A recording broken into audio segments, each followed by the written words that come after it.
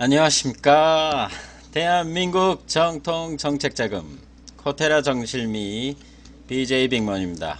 네, 안녕하세요. 네, 네. 아, 제가 좋아하는 노래 몇 곡 잘 들으셨나요? 네. 신나지 않았습니다. 네. 어, 이번 주가 네, 여러 가지 일들이 좀 많았고 바쁘고 정신없고 재미있었어요. 네. 그리고 제가 한 10개월, 10개월 동안 컨설팅 하면서 네. 컨설팅 하면서 가장 재미있었던 시간이었던 것 같아요. 네. 그래서 너무 좋았어요. 그래서 그런 것 때문에 좋은가?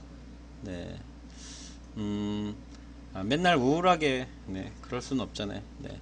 그, Fly to the Sky의 가슴 아파도 라고 하는 노래처럼, 어, 가슴 아파도 나 이렇게 웃어요. 네. 그런 마음이에요, 지금. 네, 오늘, 빛나게.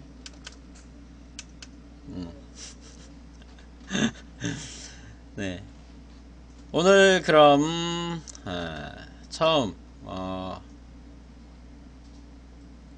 네. 네. 정실미 카페에 나와 있는 사업부터 먼저 보도록 할게요. 이거 막소리, 뭐야, 이거. 대박. 예, 아주 그냥 끝내주는데. 예, 오늘은, 소리가 너무 좋아. 이 마이크 잘 되는데? 그래요. 네, 그럼 볼게요. 음. 다음 카페, 이제 많이 들어서 여러분들 다 알죠? 네, 정실미 카페에 들어오시면, 다음과 같이 이렇게, 협회에서 하는 여러 가지 사업들을 쭉 보실 수 있어요. 네, 마이크 안 바꿨어요. 네, 마이크 안 바꿨어요. 네, 이렇게 쭉 보시는데, 오늘 이 중에서 우리가, 함께 볼 내용은 성공보장형 무상한 정책자금 조달 맞춤 컨설팅, 이겁니다. 요 사업은 대부분의 컨설턴트들이 조금 비추천해요. 네, 이게 굉장히 이 협회를 좀 많이 힘들게 하는 고도의 집중력과 많은 시간들을 투자해야 되기 때문에 협회에서 좀 비추천하는데 오늘 요 사업을 한번 보도록 할게요. 글씨 크기를 조금 작게.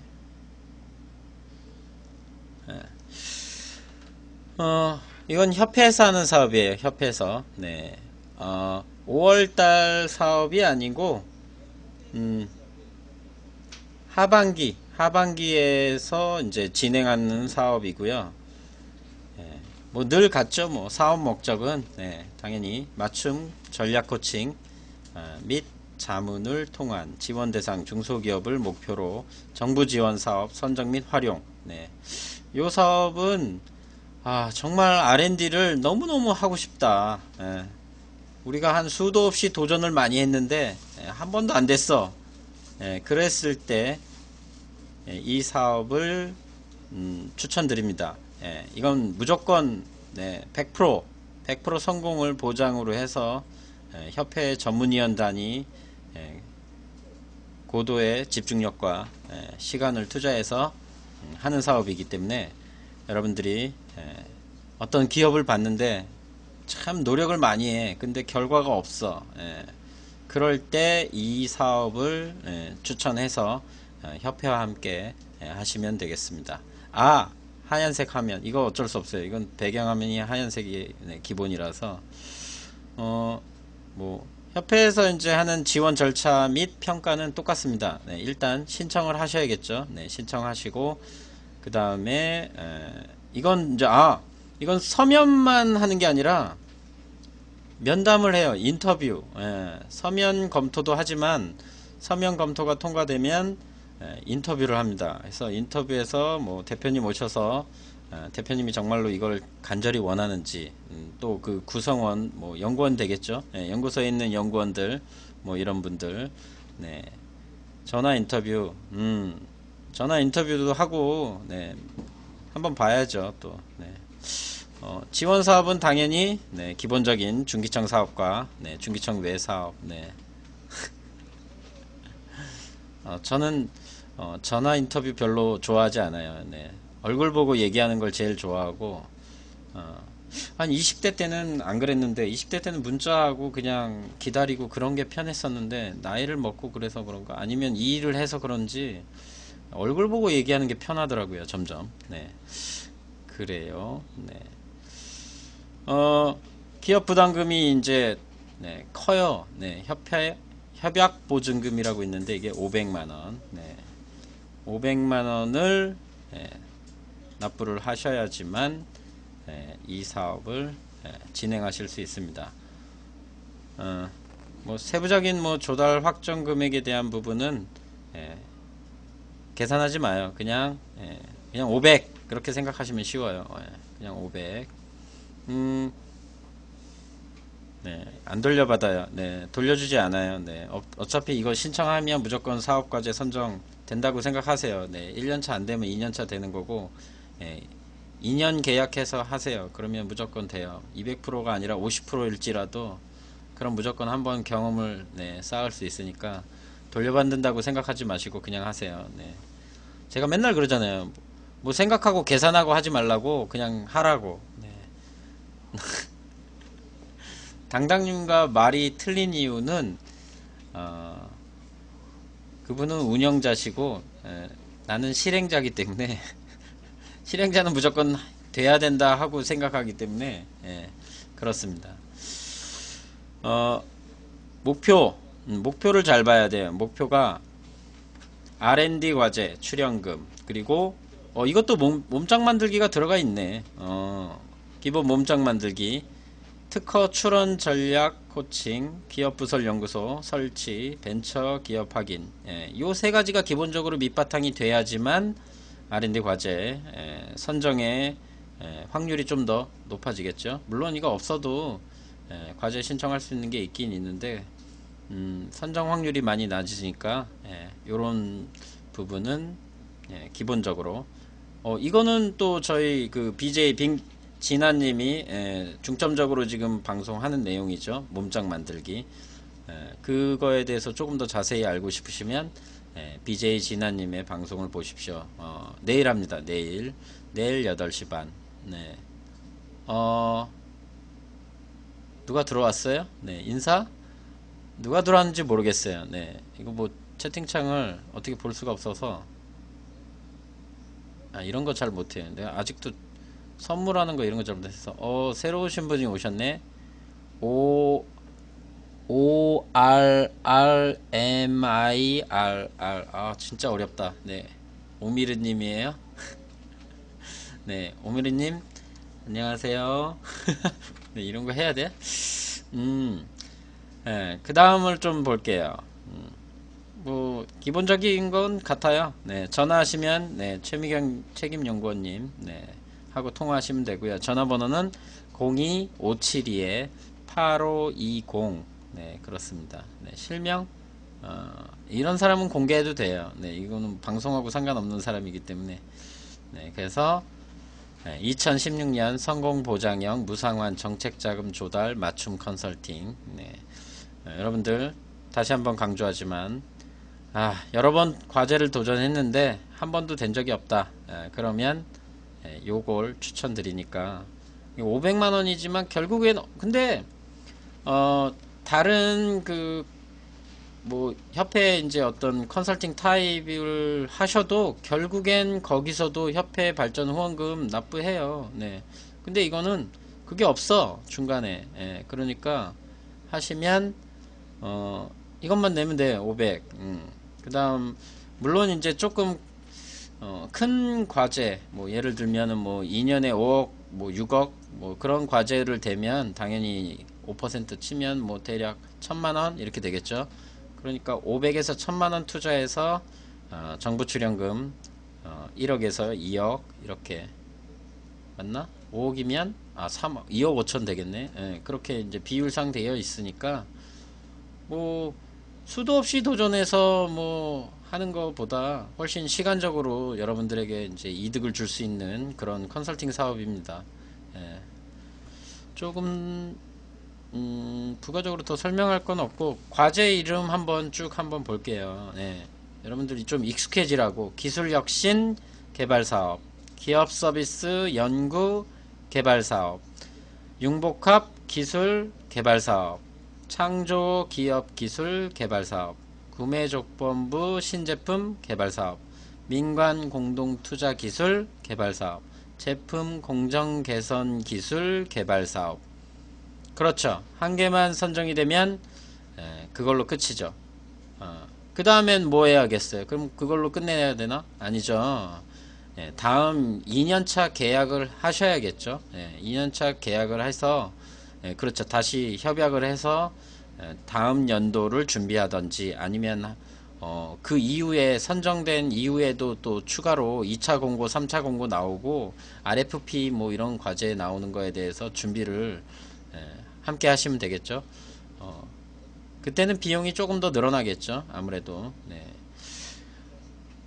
창업 성장 기술 개발 사업, 중소기업 R&D 기획 지원 사업, 중소기업 기술 혁신 개발 사업, 제품 공정 뭐야 이거 왜 또 있어? 제품 공정 개선 기술 개발 사업. 아하, 이거 중복해서 해놨네. 중소기업 서비스 연구 개발 사업, 구매조건부 신제품 개발 사업. 이것도 두 번 나왔네. 이거 편집 잘못했나 보다. 중기청 외 타부처 R&D 지원 사업, 산업핵심 기술 개발 사업. 야, 이런 거 한번 하면 진짜 대박인데. 예? 여러분들 아세요? 이거 산업핵심 기술 개발 사업. 네, 또 글로벌 전문 기술 개발 사업 이런 거. 소재 부품 기술 개발 사업, 우주 제조 기술 연구센터 사업. 이건 미래부 사업. 예, 자전거 해양 레저 장비 산업 육성 사업.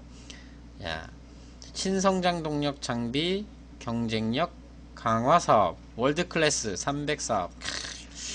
이런 거 해야 돼요, 여러분. 네. 중소기업이 목표로 이제 해야 될 과제 이런 거 산업핵심 기술개발 사업, 글로벌 전문 기술 개발 사업, 또 ATC, 월드 클래스 300 뭐 이런 거, 국민 편익 증진 기술 개발 사업, 중소기업 협력 기술 개발 사업, 신기술 사업화, R&BD 지원 사업, 정보통신산업진흥원 지원 사업, 한국콘텐츠진흥원 지원 사업, 방위사업청 지원 사업, 뭐 기타 등등. 네, 어마어마하게 많죠.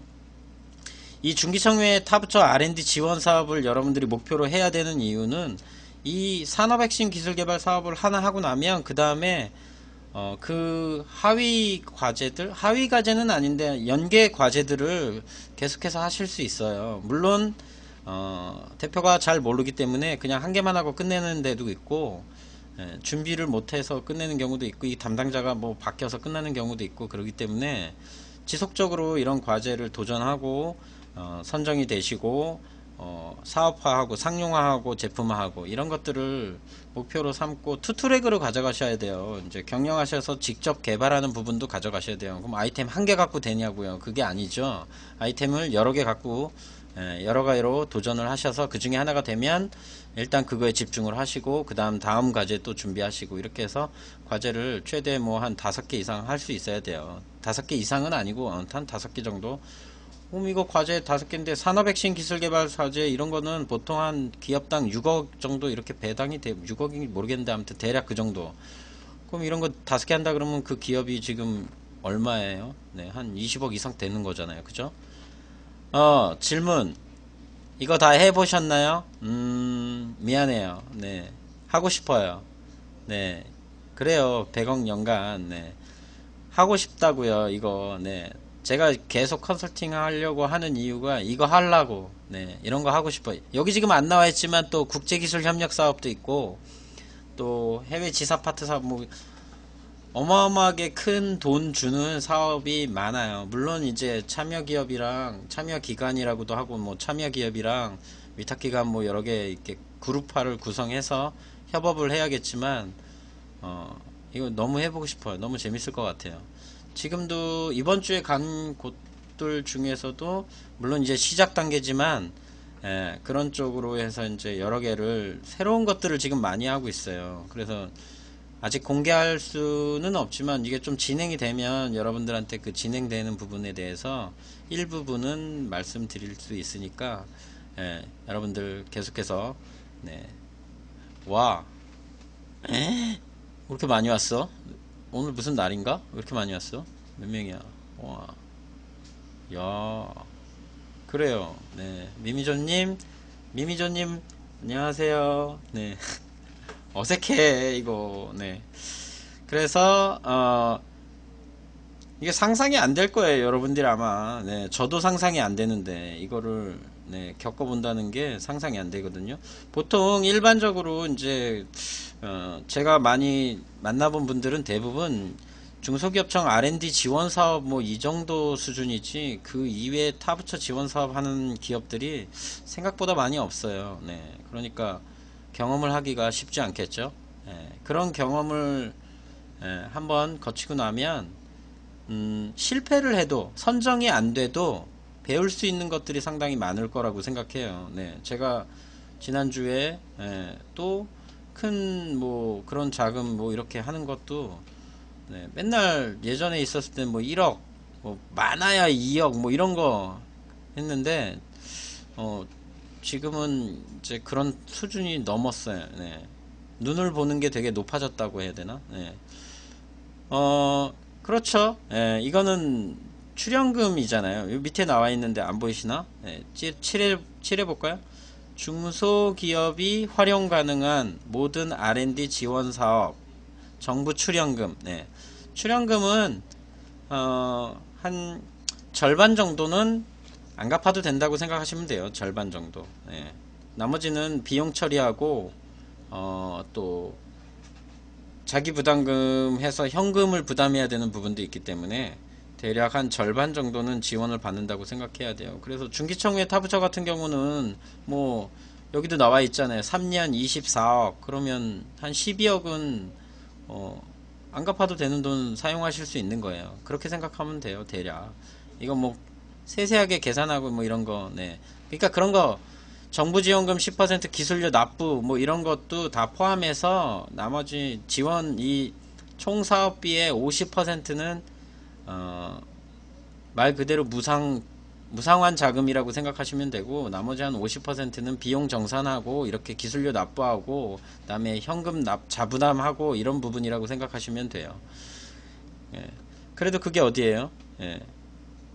그렇잖아요. 1년에 이거 1년이라고 쳐도 8억이잖아요. 8억에 반이면 4억을 그냥 준다는데 그냥 주는 건 아니지만 물론 네, 개발을 하라고 주는 거겠지만 네. 그래요. 난리 났네. 비용 정산한다고.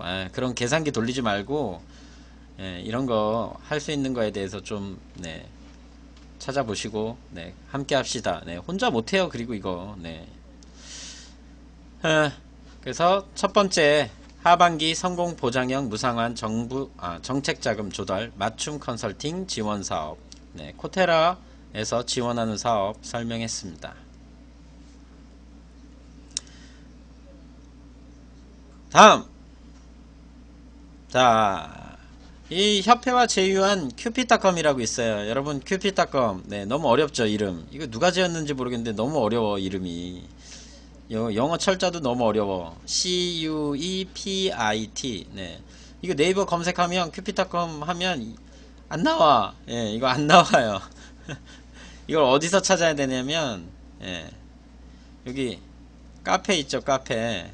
여기 보이세요? 왼쪽에 카페 보시면 이게 카페 카테고리가 되게 복잡해서 여러분들이 찾기가 좀 어렵긴 한데 네, 이거 저도 한참 찾았는데 이렇게 쭉 내려오다 보면 여기 첫 번째 카테고리에 보면은 여기 한국기술개발협회 홈페이지도 있고요. 그 밑에가 이제 네이버 정실미, 정실미 카페가 네이버에도 있어요. 네, 별로 활성화가 안 돼 있는데 아무튼 있어요. 그리고 조금 내려보다 보면 정책자금 온라인 상담센터라고 있어요. 여기에 보시면은 세 번째 카테고리가 맞춤 컨설팅 상담 사례 후기가 있거든요. 협회에서 어떤 이제 전문위원이 이제 뭐 평가를 한다거나 또는 이제 상담을 했을 때 이제 그 전문위원이 이제 여기다가 상담 사례 후기를 올리는 뭐 보고서가 아니고, 그 기업 이제 상담을 받았던 그 기업 대표가 이제 여기다가 상담 사례 후기를 올리는 거예요. 그래서 요 얘기를 해야 되는데 여기 맨날 가끔씩 깜빡해가지고, 네, 여기 상담 사례 후기 들어가면, 제가 갔던 그 대표님들 몇 분이 여기다 올려놓은 게 있어요. 네, 한번 보시고요. 이제 드디어 이제 요 밑으로 가시면, 이건 프리미엄 회원 볼 수 있는 거라서, 네, 여러분들 못 보고요. 네, 유료 회원 볼 수 있어요. 그 다음 여기에요. 여기 정실미 커뮤니티의 한마당. 첫 번째가 BJ 영상, 제가 나오는 거, 나 나오는 거. 그 두 번째가 바로 큐피닷컴, 큐피닷컴 여기에요. 네, 여기 찾을 수 있겠죠? 네. 여기 찾을 수 있겠죠? 큐피닷컴. 그 밑에 출석부 자유 게시판이 있는데 출석은 안 해도 돼요. 네, 출석 안 해도 되고. 그래서 이 큐피닷컴을 누르면 여기로 이렇게, 큐피닷컴으로 이렇게 넘어옵니다. 요 큐피닷컴 요, 밑에, 이게 지난달에 이제 나온 상품이라서 요렇게 나와 있어요. 네. 이게 뭐냐? 이게 10월 한 달간 협회에서 했던 이제 전문가들이 강의를 했던 세미나를 이렇게 온라인으로 이렇게 제공하는 거. 온라인으로 제공하는 게 아니구나. 이 모음 파일이에요. 그래서 자, 이 상품을 한번 볼게요. 이거 한번 보긴 했는데, 네, 한 번 더 보여달라 그래서. 네, 그래서 사진에는 네, 이렇게 DVD 뭐 CD 플레이어 있는 것처럼 보이는데, 아니에요. 네, 이거 아니고. 자, 그럼 뭐냐? 네, 한번 볼까요? 네, 소비자가 네, 10만원. 네, 어마어마하네. 소비자가 10만원이야. 근데 판매가가 33,000원. 이거 뭐야? 왜 이렇게 할인을 많이 해주는 거야? 네. 그래서 하나 사시면 33,000원, 두 개 사면 66,000원. 이거 좀 두 개 사면 좀 깎아주지 참. 네, 그래서 여기 나오는 영상이 뭐냐? 코테라 정책자금 평생교육원에서 이제 세미나를 했던 이 동영상. 요 뭐 리스트는 여러분들 받아보시면 되고, 여기 나와 있잖아요. 10월 세미나 동영상을 8기가 USB에 담아 보내드립니다. 해서 판매 가격 33,000원. 오! 혜택 있어. 협회 정회원은 큐핏 적립금 11,000원을 준대. 그럼 나는 평생회원인데 그러면 나 11,000원 DC 되네. 그럼 22,000원에 판매가 되네. 가격 할인 좋은데. 그래서 여러분들이 이제 이런 뭐 아프리카 TV 이것도 보시지만, 만약에 이제 이게 여의치 않고 어떤 뭐 집에서 편하게 인터넷 끊기는 거 광고 보고 뭐 이런 거 귀찮으면 요거를 갖고 하시면 돼요. 근데 이거를 구매하실 때 구매할 때 그 주문 메모란에다가 빅머니 추천해서 구매합니다. 뭐 이렇게 빅머니 이름을 남기시면 사은품도 줍니다. 사은품. 네. 광고가 어설퍼. 네. 기다리세요. 네. 다음 주에 새로운 또 어마어마한 실력자 BJ님이 이제 조만간 새로 또 영입이 될 거예요. 제가 아주 적극적으로 전화를 많이 해서 그 BJ님이 아마 이제 광고하실 때에는 이런 어색함이 없을 거예요. 이제 저는 이런 거 잘 못해요. 제가 잘 못해요. 영업, 홍보 뭐 이런 거 잘 못해요. 제가 시작과 끝, 영업의 시작, 진행하는 거는 제가 잘해요. 그 다음 마무리 짓는 거, 요런 거를 좀 잘 못해서 지금도 애매해요. 방송 BJ가 계속해서 지금 지원자가 여러 명 왔는데 추가 4명인가? 추가 4명 지원하셨는데 그 중에 한 분이 2차 면접까지 2차 면접? 2차 평가? 2차 평가 통과하셔가지고 이번에 새로 다음 주에 이제 영입이 되실 거예요. 그러면 이제 그 다음 주, 그러면 11월 말이나 12월 초에 방송을 하실 것 같고요.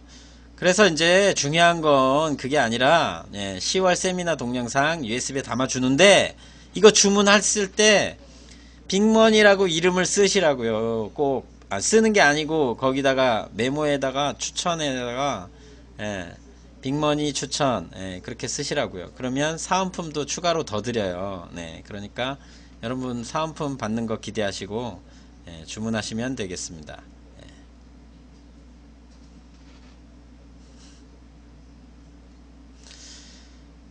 그 다음 정책자금 뉴스를 보도록 할게요. 정책자금 뉴스. 2016년 글로벌 선도 기업 트랙스타 등 50곳 선정. 근데 이 트랙스타 망하지 않았나? 이게 트랙스타 등산 관련해가지고 막 망한 것 같은데. 제가 인천에 그 저기가 있거든요. 그 뭐지? 거기가 라페스타 일산에 라페스타 같은 게 인천에도 있거든요. 거기 가면 트랙스타 떨이로 막 팔고 그랬었는데 다시 기사회생 했나? 기사회생 했나봐. 그래서 산업단지공단, 한국산업단지공단, 산단공에서 2020년까지 300곳을 글로벌 선도기업으로 육성을 한답니다. 이 중에 하나가 부산 녹산산단의 트랙스타가 있고 인천 남동공단의 서울화장품.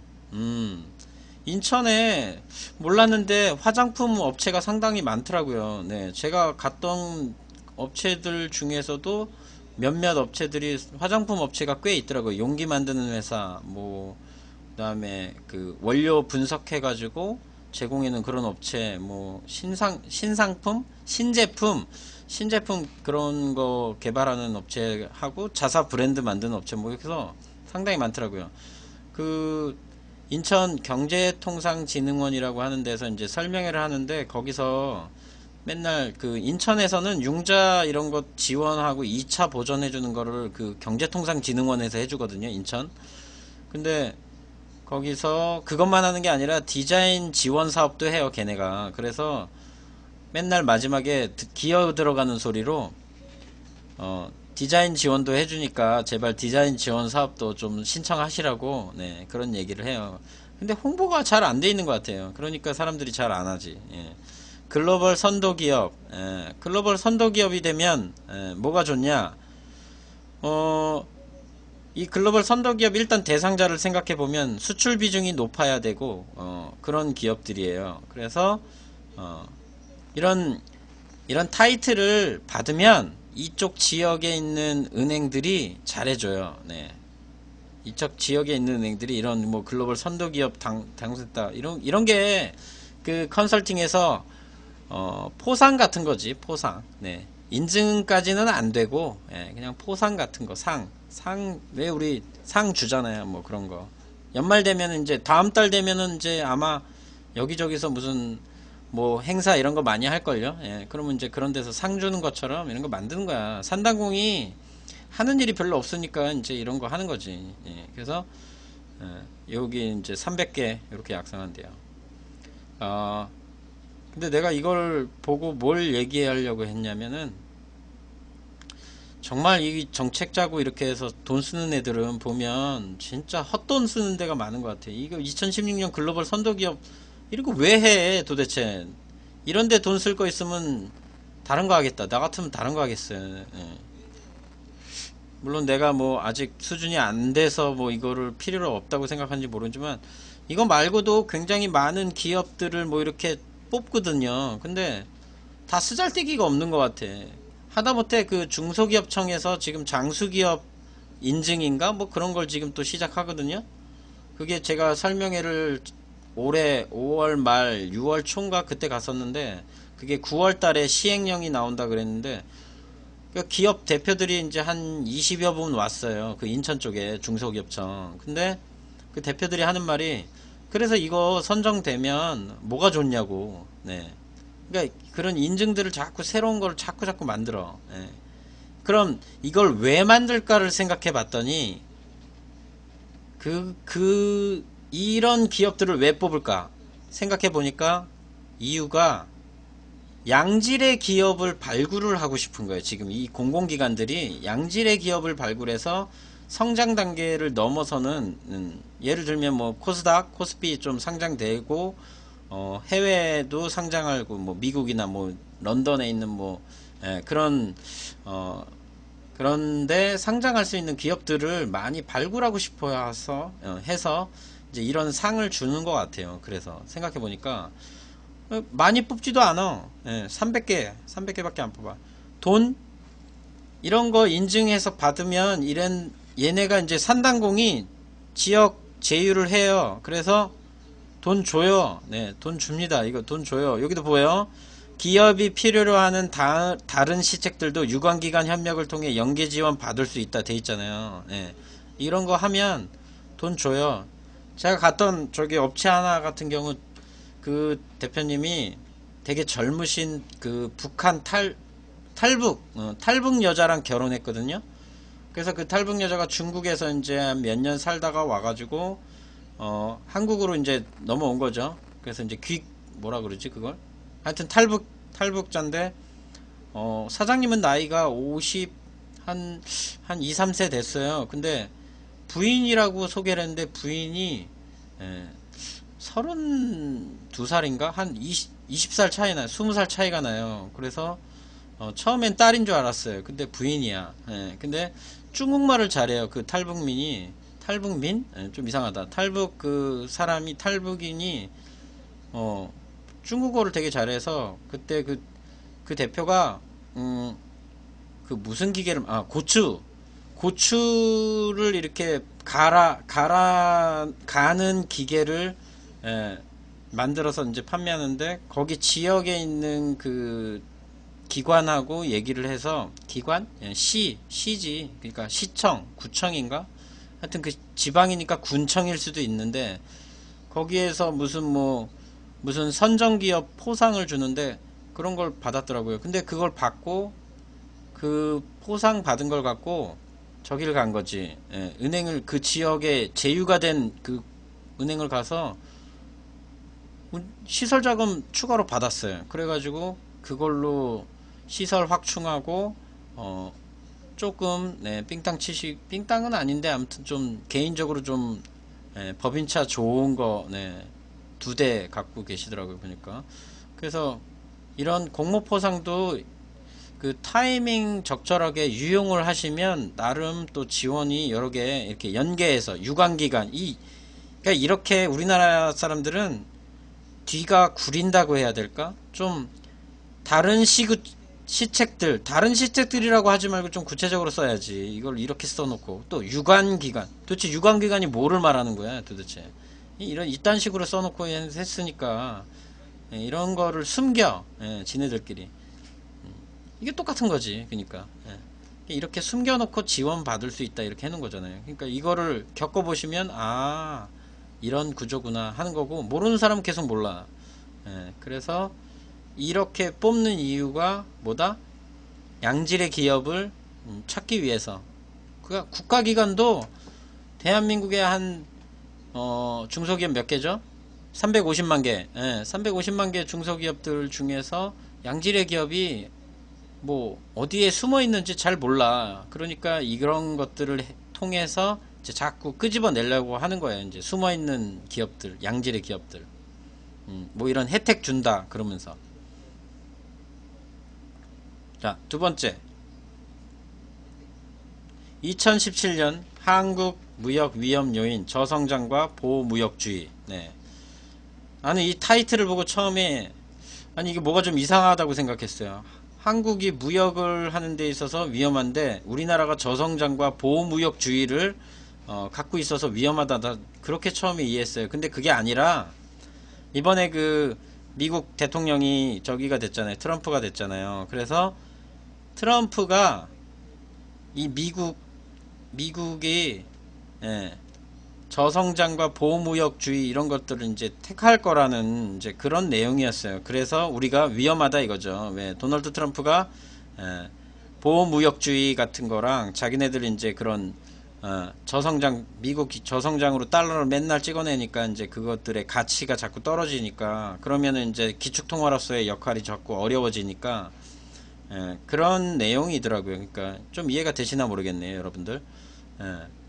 도널드 트럼프가 이제 대통령 당선으로 인해서 이제 미국이 보호무역주의를 이제 채택할 가능성이 높다 이거죠. 그럼 우리나라는 미국에 수출을 많이 하죠. 물론 중국도 수출을 많이 하지만 미국도 수출을 많이 하니까 그러면 이제 수입을 자꾸 이렇게 규제를 한다는 거죠. 왜 자국 제품을 이제 사용하는 걸 권장한다는 얘기죠. 그래서 보호무역주의. 그럼 이제 저성장도 개선이 된다 뭐 그런 거겠죠. 우리나라도 뭐 구조가 심각하잖아요 지금. 네. 그 어디 뉴스에서 본지 모르겠는데 그 지금 우리나라의 정규직이 한 400 몇십만 명밖에 안 된다 그러더라고요 지금. 인구가 5167만 명이야 지금. 한 5200만 명 정도 되는데 그 중에 정규직이 450만 명 정도밖에 안 돼요. 그러니까 정규직 한 명이 나머지 10명을 먹여 살리는 이런 말도 안 되는 구조 속에 있는 거죠 우리나라가 지금. 비정규직은 뭐 정규직의 절반도 안 되는.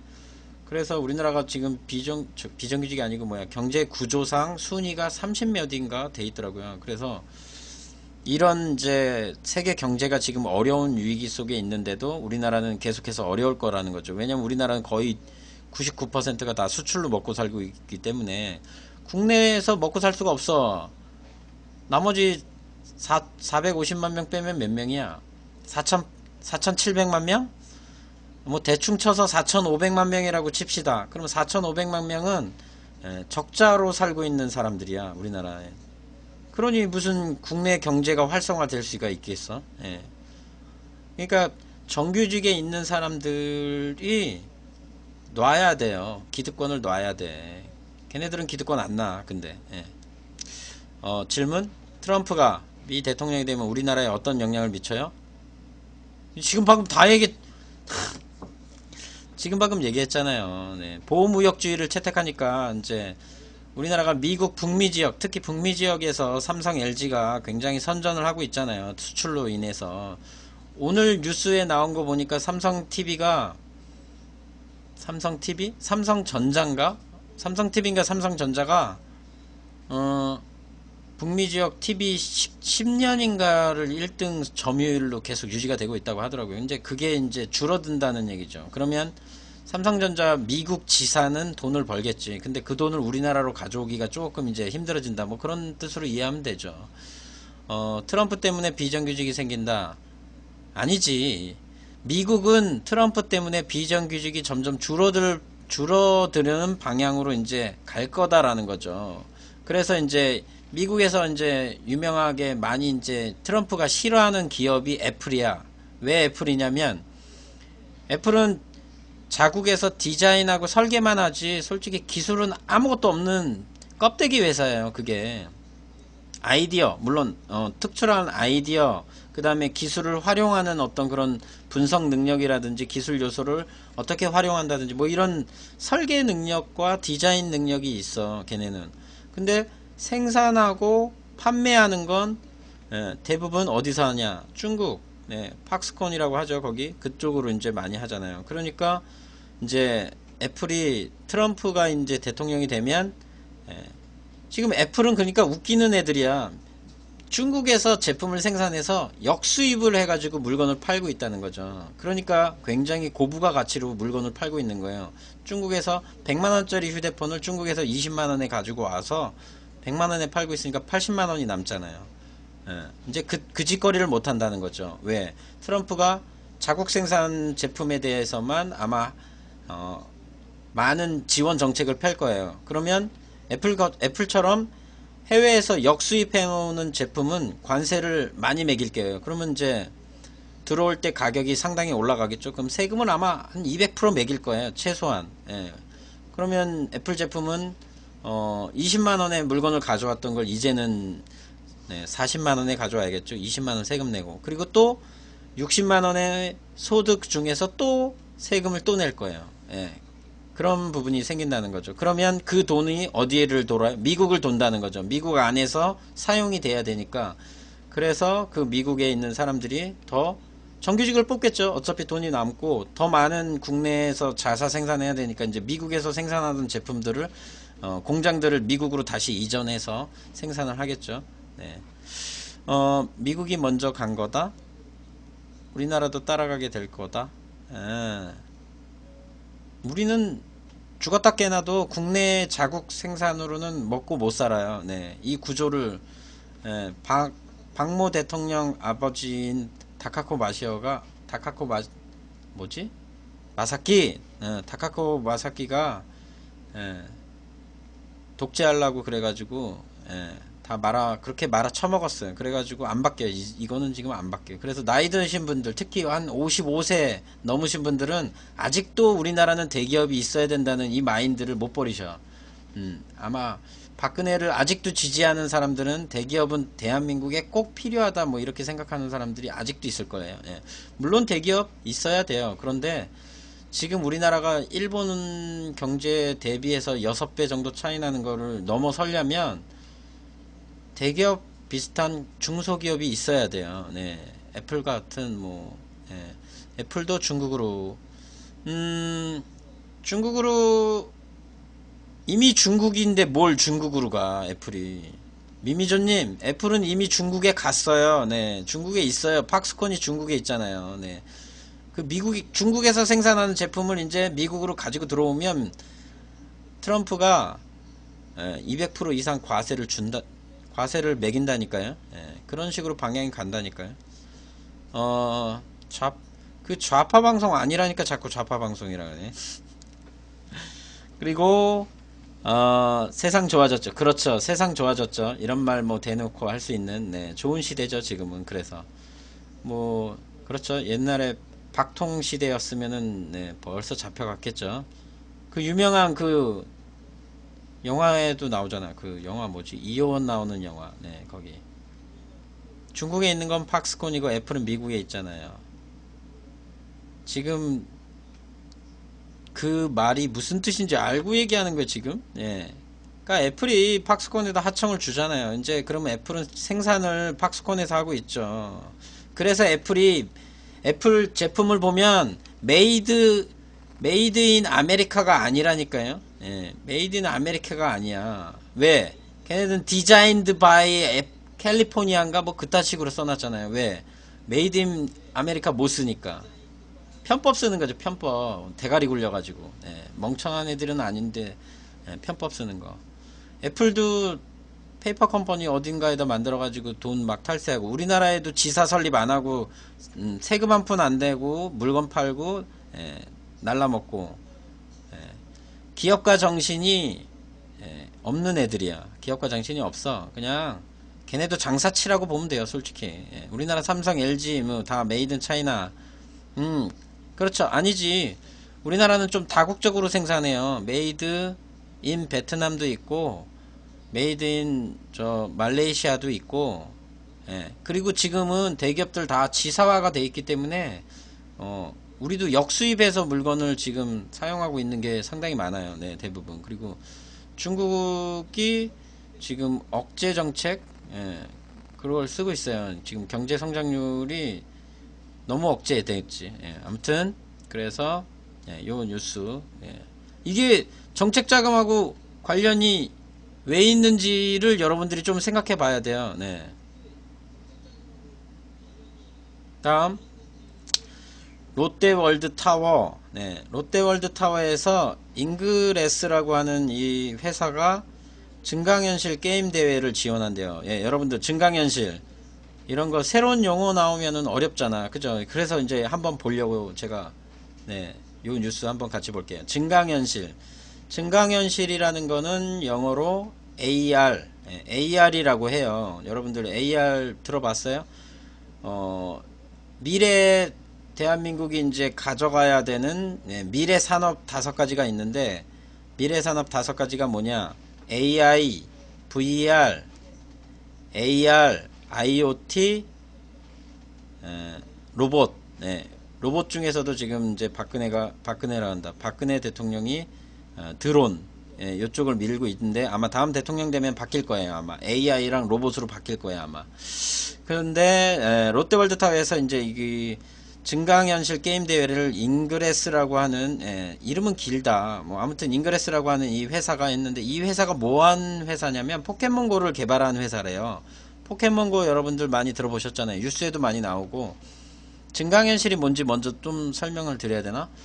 증강현실은 그냥 우리 현실 세계에서 가상현실이 같이 있는 거야. 증강현실과 가상현실이 같이 있는 게 좀 말이 안 된다. 예를 들면 여기 지금 보면은 아무것도 없잖아요. 지금 여기 아무것도 없잖아. 근데 이런 이제 스마트폰으로 뭐 스마트폰이나 어떤 카메라 증강현실 프로그램으로 만약에 여기를 카메라로 보면 이런 게 만약에 있어요. 그럼 이게 지금은 없는 거야. 근데 스마트폰으로 카메라로 이렇게 보면 얘가 보이는 거. 그러니까 현실 속에 이런 가짜가 이렇게 있는 거. 이게 증강현실입니다. 그리고 가상현실이 이제 증강현실 다음이 가상현실이잖아요. 그 증강현실을 좀 활성화하려고 그랬는데 우리나라에서 좀 잘 안 됐어요. 왜 안 됐냐면은 단거리 통신 이제 여러분 아시다시피 모르겠구나. RFID라든지 블루투스 그다음에 NFC 이게 근거리 통신 시스템인데 통신 시스템이라기보다는 아무튼 그런 걸 하는 그런 걸 하는 이거 뭐지 이름이 기억이 안 난다. 아무튼 그런 거야.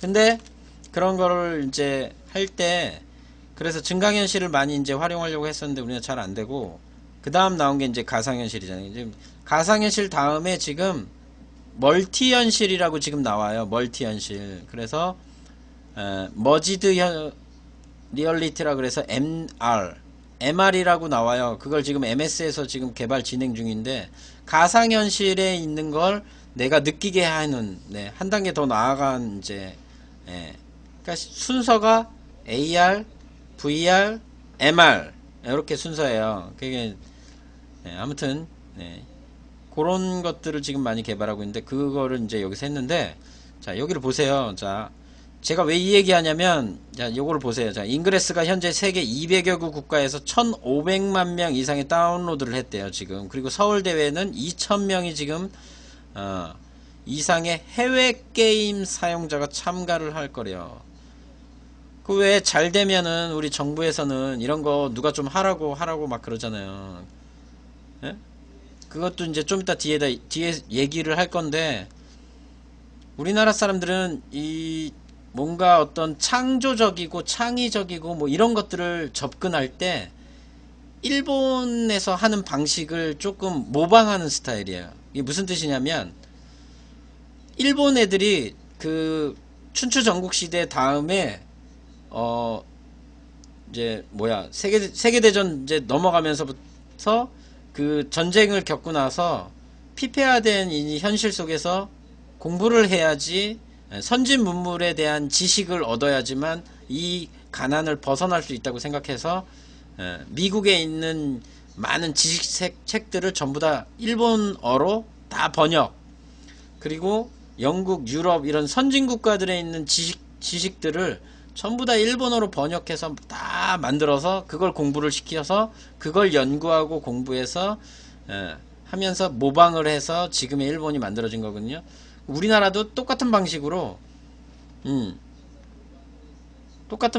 미국, 유럽, 뭐 일본 것까지 다 특히 일본 거에 대해서 복사를 많이 했어. 그러니까 우리는 조금 멍청했던 거야. 왜냐면 차라리 선진국 영국이나 미국이나 이런 또 그쪽 유럽 쪽에 있는 선진국이나 아니면 미국 그런 쪽에 있는 선진국의 나라에 있는 지식들을 우리나라 말로 번역을 했어야 되는데 이 멍청한 지식 전문가라고 하는 이 멍청한 놈들이 일본에 있는 지식들을 우리나라 말로 번역을 한 거지. 그러니까 번역이 몇 번 됐어요. 2번, 3번 된 거잖아요. 지금 미국을 영어를 일본어로 번역하고 일본어를 우리나라로 번역한 거지. 멍청한 애들이. 그러니까 지식이 한번 왜곡돼 가지고 지금 우리나라에 들어와서 이게 교육이 지금 이렇게 된 거예요. 그래서 우리나라 교육은 좀 멍청한 거지. 약간 멍청하다기보다 이게 좀 뭐라고 말할 수 있는 표현이 없네. 아무튼 그래요. 그러니까 이 지식에 대한 원천 그 자체를 그대로 받아들일 수 있으면 좋은데 그게 안 되면 우리말로 문화에 맞게 이렇게 바뀌어서 그걸 지식으로 습득해야 되는데 우리나라 지식인이라고 했던 그 1950년대에 있던 사람들은 좀 멍청한 거죠. 물론 친일파도 있었겠지만 그런 거죠. 뭐 그래서 우리나라 지식 학습 방식이 일본을 많이 따라하고 있어요. 그래서 우리나라에서 그 예를 들면은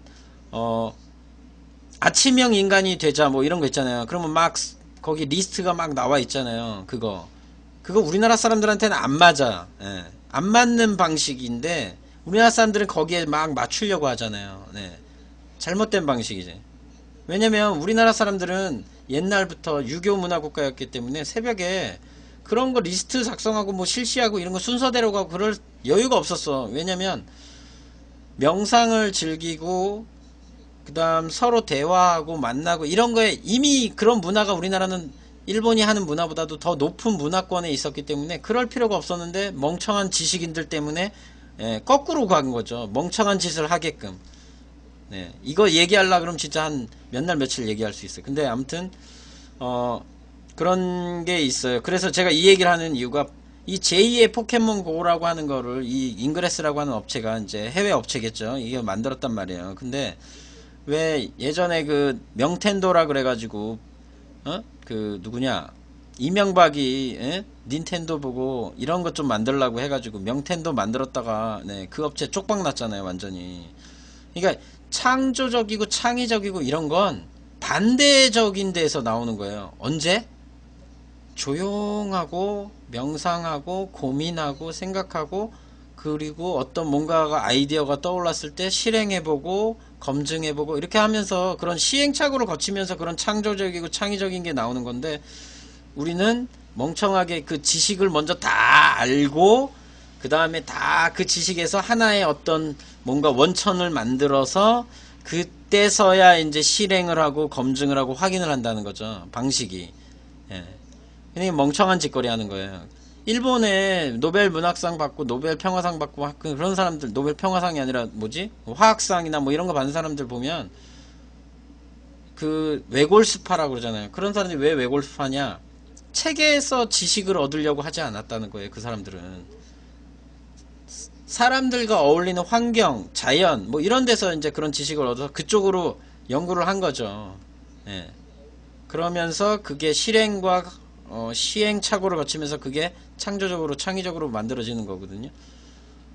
근데 그런 걸 구현할 수 있는 환경은 우리나라는 더더욱 없기도 하거니와 또 그런 기업들을 지원해주는 공공기관은 더욱이 없어요. 그러니까 당연히 이런 창의적인 아이디어가 될 수가 없는 거야. 아무리 기발한 아이디어가 있어도 그걸 어떻게 만들어줘야 되는지를 자기들이 늘 해왔던 방식으로만 하니까 다른 방식으로 해야 되는 거죠. 여러분들이 생각할 수 있었던 그냥 그 생각대로 방식대로 그냥 떠오르는 그 방식 그대로 그냥 실행을 하는 그런 게 있어야 돼요. 그래야 창의적이고 창조적인 아이디어가 나오는 건데 아무튼 그래요. 네, 오늘 진도 나갑시다. 그래요. 그러면 요건 넘어가고 다음 뉴스. 그 다음에 또 이제 얘기하는 게 이거야. 이어지는 얘기. 빅데이터로 사업하는 법을 배웠어요. 자, 그러니까 공기관에 있는 애들은 사업을 하는 방법을 배워야 된다고 생각하는 거야. 사업을 하는 건 방법을 배울 필요가 없어. 왜? 어떻게 해서 어떻게 만들어지는 건지를 미리 어떻게 예측할 거야. 어떤 기발한 아이디어에 대해서 누가 만약에 그거에 삘이 꽂혀서 투자를 받으면 그냥 투자로 해서 사업이 일어날 수도 있고요. 아니면 그게 단계별 해가서 기술이 발전돼서 그걸 기다린다기보다 R&D 투자로 인해서 어느 정도 핵심 기술이 됐을 때에 대해서 그 자금 지원을 통해서 사업이 되는 경우도 있고 어떤 경우는 중간중간에 쉬엄쉬엄 해가지고 협업해서 만들어지고 이 다양한 여러가지 방식들이 많은데 그걸 어떻게 배워? 배울 수가 없는 거야 이거는. 근데 이걸 배웠대. 그리고 미래부에서 주최해서 데이터 지능주간 뭐 예비창업자 학생들 1400명이 모여가지고 이 빅데이터를 통해서 뭐 산업 경쟁력 제고로 뭐 어쩌고저쩌고 했는데 뭐 이런 걸 공부해가지고 뭐 컨설팅 멘토링 시각화 체험 공모전 시상식 뭐 이런 헛돈 쓰고 헛질하라 하고 있는 거지. 이거를 할 게 아니지. 이거를 차라리 이런 돈이 있으면 고등학교 실험실이든 어떤 창의적으로 할 수 있는 그런 지원을 해주거나 그런데 돈을 써야 되는지, 이런 쓰잘데기 없는데 뭐 콘서트하고 이지랄병 하고 있으니 당연히 사업이 안 되지. 뭐 컨설팅, 인문교육, 창업, 노하우, 하다못해 태권도장, 뭐 여러가지 어떤 뭔가 뭐 하다못해 태권도장 그게 아니지. 아무튼 하다못해 어떤 도소매업을 하고 유통, 물류, 뭐 어떤 업종이건 간에 투기가 아닌 이상 그걸 좀 더 뭐라고 해야 될까, 업그레이드된 다른 고차원의 사업 방식으로 만들 수 있는 아이디어가 사람들이 굉장히 많거든요. 그러면 그거를 좀 실현할 수 있는, 그리고 좀 더 고부가가치, 고수익으로 갈 수 있는 그런 것들을 지원을 해줘야지. 이런 뭐 공부 맨날 시키고 뭐 이런 아카데미 교육하고 창업 교육하고, 오죽하면은 그 소상공인 지원센터에 있는 교육, 뭐 오프라인 교육 뭐 이런 거요. 또 특허청에서, 아니 특허청이 아니지, 뭐야, 저기 그 뭐냐, 연구소, 코이타, 한국산업기술진흥협회에서도 그 연구 뭐 소 또는 연구원 관리 뭐 해가지고 무슨 교육 해줘요. 오프라인으로 무료라고 오라고 했는데 안 가, 사람들이. 현실에 안 맞는 거야. 연구개발 활동하고 이런 사람인데 그 사람들을 왜 중간에 불러내가지고 교육하고 지랄하고 그러냐고. 그 웃기는 사건이지. 네. 이 기자가 잘못하진 않은 거지. 이 기자가 잘못한 게 아니라 이걸 이런 컨퍼런스를 만들어서 헛돈 쓰고 있는 이 담당자들이, 사이코 새끼들이, 미래창조과학부에서 빅데이터 이용 활성화는 이런 교육을 통해서 되는 게 아니라니까요. 그러니까. 근데 얘네들은 몰라. 이런 진흥원의 원장들은 그냥 옛날 방식 그대로 공부를 해야지만 성적이 잘 나온다고 생각하는, 조금 뭐 이런 건 아니지만 아무튼 조금 수준이 떨어지는 생각을 하는 사람들인 거죠. 아무튼 그래서 이제 이게 연계되는 내용인데, 뭐 300명이 몰려서 뭐 이렇게 ICT, 뭐 KICT, 빅데이터 컨퍼런스, 요즘 컨퍼런스라고 그러나? 컨퍼런스라고 안 하고, 그렇게 해서 뭐 했다고 하더라고요. 근데 이런 걸 할 게 아니라 학교에 지원을 해주고 학생들이 좀 다양한 학교로 갈 수 있게 하고 이렇게 바꿔야지. 매 학생들은 다 인문계 아니면은 인문계 아니면은 나머지는 그냥 실업계, 이게 끝이야. 선택권이 너무 없는 거지. 물론 지금은 특성화 고등학교들이 많이 생겨서 그나마 조금 다양한 진로 뭐 이런 걸 할 수 있는데, 제가 예전에 수학과 했을 때도 그 학생들 중 여러 공부 잘하는 애들도 많이 특성화 고등학교를 많이 가는데, 걔네들이 막상 고등학교를 딱 가서 느끼는 게 뭐냐면은 이론만 공부를 시켜준다는 거지. 이론만. 하다못해 특성화 고등학교인데 요리학과야. 요리학과인데 책에 레시피 공부하고 앉아 있는 그런 시간들이 생각보다 많다는 거. 쓰잘데기. 그리고 걔네들도 또 웃기는 게 국영수 사회과학 시험 봐. 난 그게 더 충격이었어. 아니 특성화 고등학교 학생들이면 뭐 하다못해 어떤 좀 세계적으로 유명한 요리사들을 좀 초빙하든지, 아니면 뭐 그 미식가들을 초빙하든지, 아니면 뭐 기타 등등 여러 어떤 뭐 전문가는 아니어도 일반인들을 초대해가지고 뭐 평가를 해가지고 뭐 점수를 해서 그렇게 주고 해서 요리 평가를 하든지, 아니면 요리에 대한 어떤 새로운 요리 개발이라든지, 뭐 퓨전 요리 개발이나 뭐 그런 거에 대한 아이디어를 내서 그 학생들이 할 수 있는 지원을 해줘서 그걸 평가를 해야지 걔네들이 조금 더 저는 낫지 않나? 아니면은 뭐 어떤 똑같은 요리를 다른 여러 학생들이 한 가지 요리를 같이 요리해서 가장 잘한 학생들을 뽑는 뭐 경진대회를 한다든지 뭐 그런 식으로 평가를 해야지 그게 맞지 않나? 왜 특성화 고등학교 요리학과를 진학한 학생이 국어, 영어, 수학, 사회, 과학 시험 보고 있어? 이게 뭐가 좀 수준이 다 이상한 애들인 것 같아. 교육이라는 것들이 그런 구성을 꼭 해야 되는 그것도 웃기고. 그리고 또 하나 뭐 교육 얘기가 나와서 제가 수학과 할 때 제일 많이 고민했던 게 그런 교육 방식이었는데, 그 방식 중에 참 이해가 안 되는 게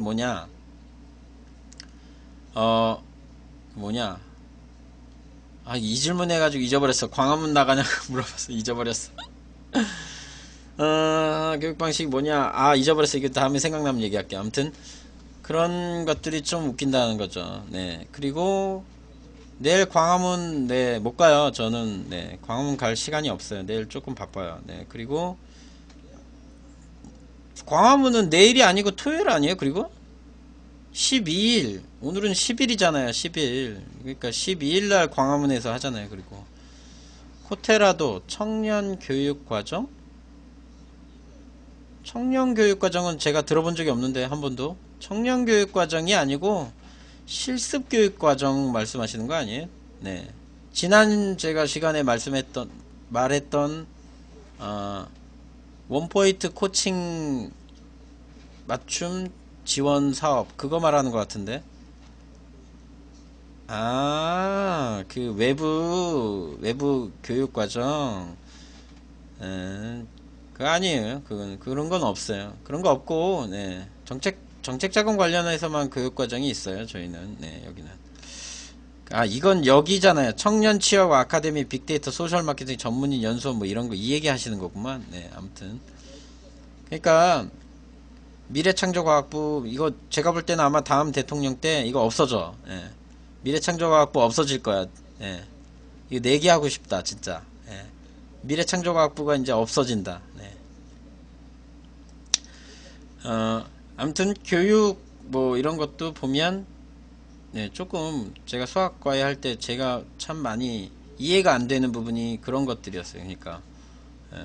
하다못해 제가 공고 다니는 학생, 진짜 인천에서 공부를 잘할 수 없는 공고 다니는 학생을 제가 수학과에 해가지고 전문대학교를 보냈어요. 인하공대 아니 그렇지 인하공전 진학을 시켜주고 자동차학과 걔 입학시켜주고 했는데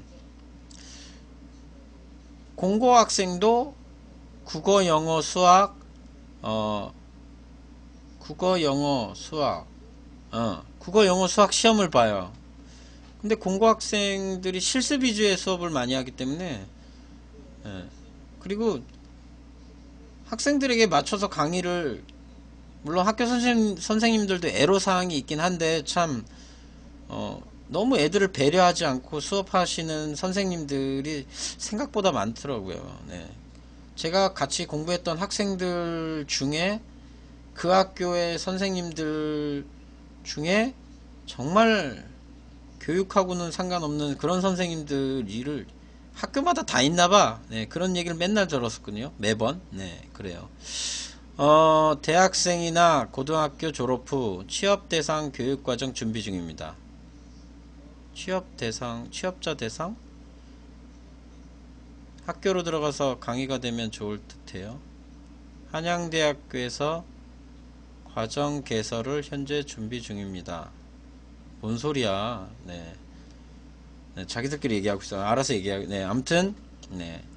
그러니까 창조적이고 창의적인 거는 뭔가 막 지식을 많이 갖고 막 그렇게 있다고 해서 되는 건 아니라 경험하고 느끼고. 그러니까 오히려 인문학 서적들을 많이 읽고 뭐 예를 들면은 뭐 태백산맥 뭐 이런 책들, 네. 역사서적 뭐 이런 것들을 많이 읽어야지만 오히려 창의적이고 창조적인 생각들을 더 많이 할 수 있다는 거죠. 물론 신기술에 대한 이해도 물론 필요하죠. 네, 당연히 신기술을 모르면 적용할 수가 없으니까. 그런데 핵심은 신기술이 아니에요. 신기술은 그냥 활용하는 거지. 제일 쉽게 설명하면 애플의 아이폰 같은 경우 이 아이폰에 들어가는 기술을 우리가 알고 있는 스티브 잡스가 이 기술을 다 알았을까요? 예. 제가 알기로는 스티브 잡스는 이 기술이 어떻게 연계되고 하는 부분은 몰라요. 예. 모르고 알고 싶어 하지도 않았어요. 그냥 그 사람은 그냥 그렇게 되기를 바랐던 거지. 예를 들면 화면을 이렇게 눌렀다 이렇게 누르면 이렇게 되기만 하면 돼. 예. 아내가 어떻게 되든 말든 그건 관심이 없어 이 사람은. 예. 영화 보니까 안다고요? 알기는 뭘 알아 개뿔 몰라. 예. 스티브 잡스는 몰라. 그 같이 동업했던 스티브 워즈니악이라고 하는 그 3살인가 2살 형이 있어요. 그 동기인데 그 사람이 더 기술을 알고 그때 그 애플 컴퓨터의 보드 설계를 그 사람이 한 거예요. 그 스티브 워즈니악이 설계한 거예요. 그거. 그래서 애플을 컴퓨터의 창시자라고 이제 그거 얘기한 거고 스티브 잡스는 거기 들어가는 그 기능들이나 어떻게 이게 사람들이 사용자여야 된다든지 뭐 그런 거 한 적이에요. 그냥. 그리고 자기가 그 디자인에 관심이 많았기 때문에 이제 그런 쪽으로 문의했고 맨날 그런 책만 읽고 그다음에 오히려 자동적이기보다는 조금 구시대적인 그런 걸 좋아했지, 스티브 잡스는. 네. 아무튼, 네. 이건 여기까지. 자, 오늘의 마지막 하이라이트. 네. 늘 마지막엔 정책자금 관련해서, 네, 알려드립니다. 오늘 장 대표님 여기 들으시면 오늘 그 얘기 할 건데, 네. 서울신용보증재단이라는 데가 있어요. 서울신용보증재단. 예. 신용보증재단은 기본적으로 우리가 이제 담보가 있어야지. 예. 여기는 뭐 담보 없어도 된다고 하는데 실질적으로는 거의 다 담보가 있어야 돼요. 네. 아무튼 경기신용보증재단하고 서울신용보증재단은 조금 커요. 이건 신용보증재단이라기 보기보다는 좀 신용보증기금 정도 수준으로 우리가 보시면 되고요. 여기 지금 위에 보이시는 거 여러분 보이신가? 재단 블로그 희망창업 홈페이지. 지금 희망창업 홈페이지는 망했어요. 이거 망해가지고 지금 이거 없어져. 이거 지금 변환 중인데 요거로 변환 중이에요. 자영업 지원센터. 자영업 지원센터로 지금 변환 중인데 요 자영업 지원센터가 보통 저거라고 생각하면 돼요. 일반적으로는 소상공인 시장진흥공단 같은 그런 비슷한 거라고 보면 되는데 소상공인 시장진흥공단은 소공인 위주로 이제 돼 있는 거고 요거는 서울시는 아무래도 자영업자들이 많으니까 이제 이 자영업 지원센터 요런 걸로 이제 사이트가 만들어진 것 같아요. 그래서 여기에서 이제 우리가 중소기업 육성자금을 보도록 할게요. 얘는 이름도 거창해. 서울신용보증재단은 우리가 알고 있는 이제 지방에 신용보증재단, 뭐 예를 들면 인천신용보증재단, 뭐 또는 김포신용보증재단 이런 수준이 아니기 때문에 좀 괜찮습니다. 김포는 포함이 안 되는구나. 거기 경기도니까. 그래서 중소기업 육성자금을 잠깐 볼게요. 여기 보시면 상시운영 단 자금 소진 시까지 여기를 보면 이게 나와 있어요. 보다가 깜짝 놀랐는데 뭐가 나와 있냐면 요 대출금리 요쪽 보면 시중은행 협력자금이라고 나와 있는데 전월 은행별 신규 대출 실적이라는 게 나와 있어요. 이게 뭐냐, 여기 보시면 이게 다 안 보여지네. 화면이 너무 커가지고. 여기 보면 지금까지 그 대출이 얼만큼 되어 있는지, 남아있는 자금이 얼만지 우리가 몰라가지고 콜센터에 전화해서 물어보거나 그러잖아요. 근데 이게 물어볼 필요가 없어요. 얘네는 다 게시가 되어 있어요. 이렇게 예를 들면은 중소기업 육성자금은 지금 2천억이 계획이 되어 있어요. 2천억이 맞나? 2천억에 200억이야 2천억 맞네. 2천억이 계획되어 있는데 지금 지원을 890억 했어.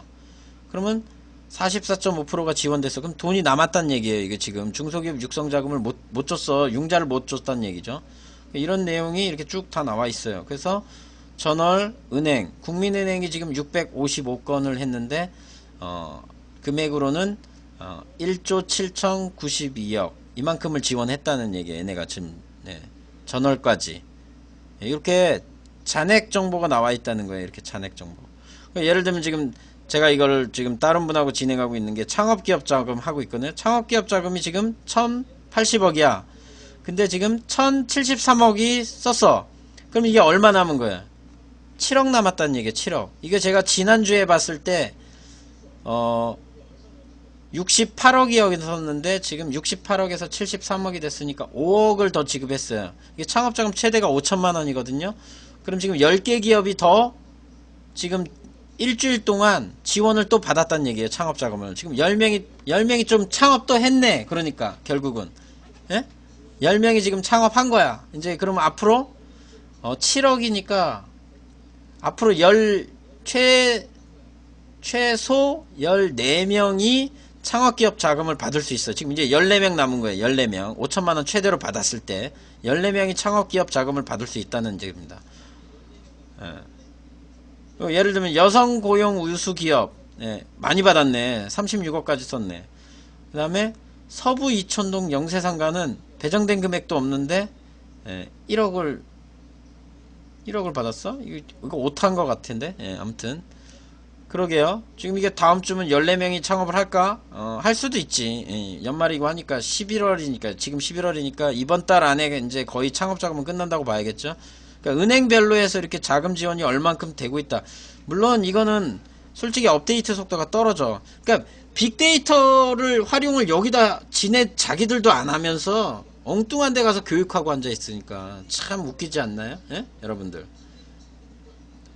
이런 거를 빅데이터로 은행에 있는 데이터를 공유해 가지고, 아니지, 은행 데이터 공유를 할 필요가 없지. 이거 어차피 보증서는 신용보증재단에서 주는 거니까 신용보증재단에 있는 정보 데이터를 여기다가 빅데이터로 업로드를 자동으로 하게끔 하면 좋잖아. 이게 전월 실적이, 이거 지금 전주인가 전월인가 모르겠네.